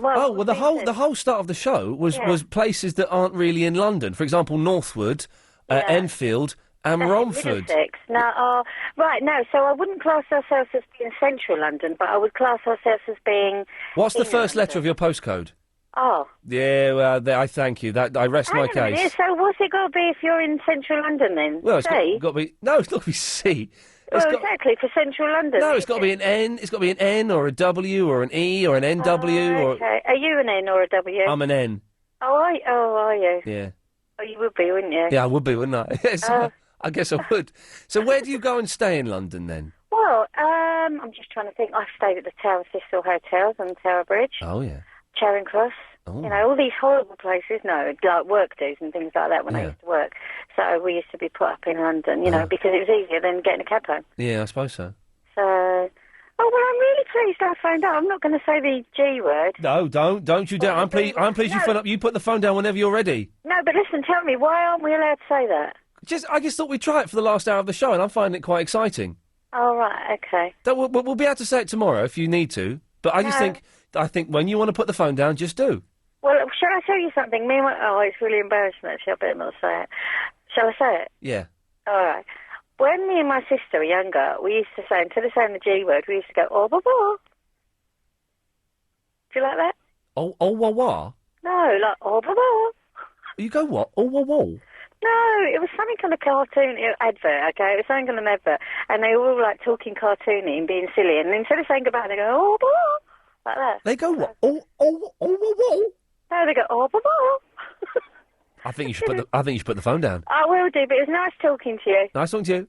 All right. Blah, blah. She got it in. She was hesitating. She didn't know if she had the guts to do it, but she did. Well done. Oh, konbanwa. Konbanwa. It's 12-year-old Elizabeth. Now, get this, right? Elizabeth is 12-year-old. How long have you been speaking English for? About 3 years. About 3 years. She speaks it better than any of us in this room right now. Fantastic. Hey, I've made flashcards with the, is it hiragana or katakana? I mean, hiragana I'm learning, I think. Hiragana. Yeah, I've made flashcards. You've been using flashcards. I suggest that you learn the basic conversation first instead of learning the hiragana. Oh. Well, the way my teacher, my sensei, or Kako sensei, has been doing it, is that we have a lesson and we learn a bit of basic conversation, then she gives me some homework and 10 letters to learn as well. So it's not all doing that all in one go, but... Well, if you're going to Tokyo as your holiday... Yeah. I think you should learn the basic conversation because that will be really important. Yes. Okay. For example, how are you or where's Tokyo Station? How do you say where is Tokyo Station? Tokyo eki wa doko desu ka? Tokyo eki wa doko desu ka, of course. Yes. Okay. I'm struggling. I am struggling with because I'm learning to say. Last Friday, I went to the Kyoto office for a meeting, and I'm struggling with all. Don't laugh, Chris. And I'm struggling with because there's the ikimas, ikimashita, ikimasen, all of that. That's the go, went, didn't go. Oh yeah, they can be quite confusing. So which ones didn't go? It's ikimasen. Ikimasen. I won't go. I won't go. Ikimashita. I went. Yes. Ikimasu, I'm going. Yes. So then you've got kairimasu, which is I'm coming back. Yes. Kairimasen, I'm not coming back. Yes. Kairimashita, I came back. Yes. Oh, it's so hard. And then there's, hang on, which is the other one? Kirimasu? To come? Kudu. Kudu? Kudu is to, like, I'm going to come. Okay. Yeah, it's very complicated. I know. I've not got a lesson. I find it very hard as well. I've not got a lesson this Saturday. Do you know what? I've cancelled my lesson this Saturday so I can catch up a little bit and do some more homework. Okay. Because the last one I was struggling with. Elizabeth, can you give me one more tip to help me get it? To guess? To get Japanese, to learn it as a language. I'm not really quite sure because I'm finding it hard to do Japanese sometimes as well. Okay. So... It's a tough one, isn't it? Hey, Elizabeth, was there anything else you wanted to say? Well, I don't mind helping you with some of the basic conversation. Okay. Well, I tell you what, give me a call next week. Okay. And we'll have a little go at what I'm struggling with. Okay. And we'll have like a little 2 or 3 minute... because some of the people listening might find it boring, but I don't actually care. So give me a call one evening next week, Elizabeth, and we'll have a little work through it. Okay. Don't say, just put the phone down, don't... There we go. She's been speaking English for 3 years. She's 12 years old. I just think that's amazing. I don't want to get all patronising and wow, you know. I just think that's amazing. Judy, very quickly. Very quickly, Blue Peter, Deception. Petra, dog, about 30 years ago, died, and they substituted a lookalike and never told anyone. And warm your boots with your hairdryer in the winter. Makes them lovely and cosy. Fantastic. Best show we've done for quite a long time, I think. If you missed the show today, it sounded roughly like this. No football. If anyone phones up today and mentions the football, that's it, you're off. You'll get a red card. You postcode snob. Why is a bottle of water more expensive than a bottle of milk? Look at the lanky man who used to be on the telly, sweating and almost puking up. Doesn't he look ridiculous? But there are several Londons. There's the City of London. There are several Town of London. Yes. The London Postal Area. Right. And also Greater London. Flashcards. I'm from Beckenham in London. I couldn't give a stuff! We're adding to the list of other uses of hairdryers, apart from drying your hair and drying your ding-dang, cooking an egg. The wind's gone out of my sails now because we sort of moved on. Can we make it the rule for the rest of the show? Everyone has to call me sir, because I like that. Why does it say circumcision in my diary? She won't like very much the idea she's French. And be hosed down by some firemen. The official lighting up time is 20 minutes after sunset. It's crazy. I love the show, bro. But nonetheless, I hope you have a good evening. If a radio falls in a bath, can you actually die? Now's a very, very good time to give us a call. She won't like the idea very much. She's French. I think I've even corrected that better. Right, that's it. That's not bad, actually. It's the best show we've done for a while, I think. Who knows? Thank you very much to everyone who called in. Thank you everyone who didn't say goodbye and slammed the phone down. We did so many topics there. We've still got a stack load for tomorrow, though, Friday night. Friday night special tomorrow. I don't know what that means. But we're having a Friday night special. Right, that's it. 0870 90 90 973 is the phone number if you want to give Clive Bull a call. He's up next. I'm not saying it, by the way, so just going now. Thank you.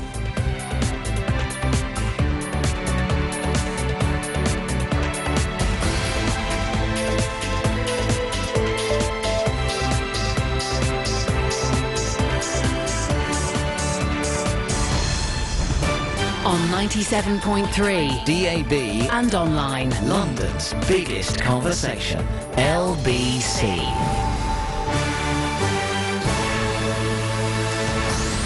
At 10, he wasn't sacked and he didn't quit, says Chelsea. Eurostar sets a new track record in London and a terrific night for Tottenham in the UEFA Cup. It's 10 o'clock. I'm Michael Trabulsi.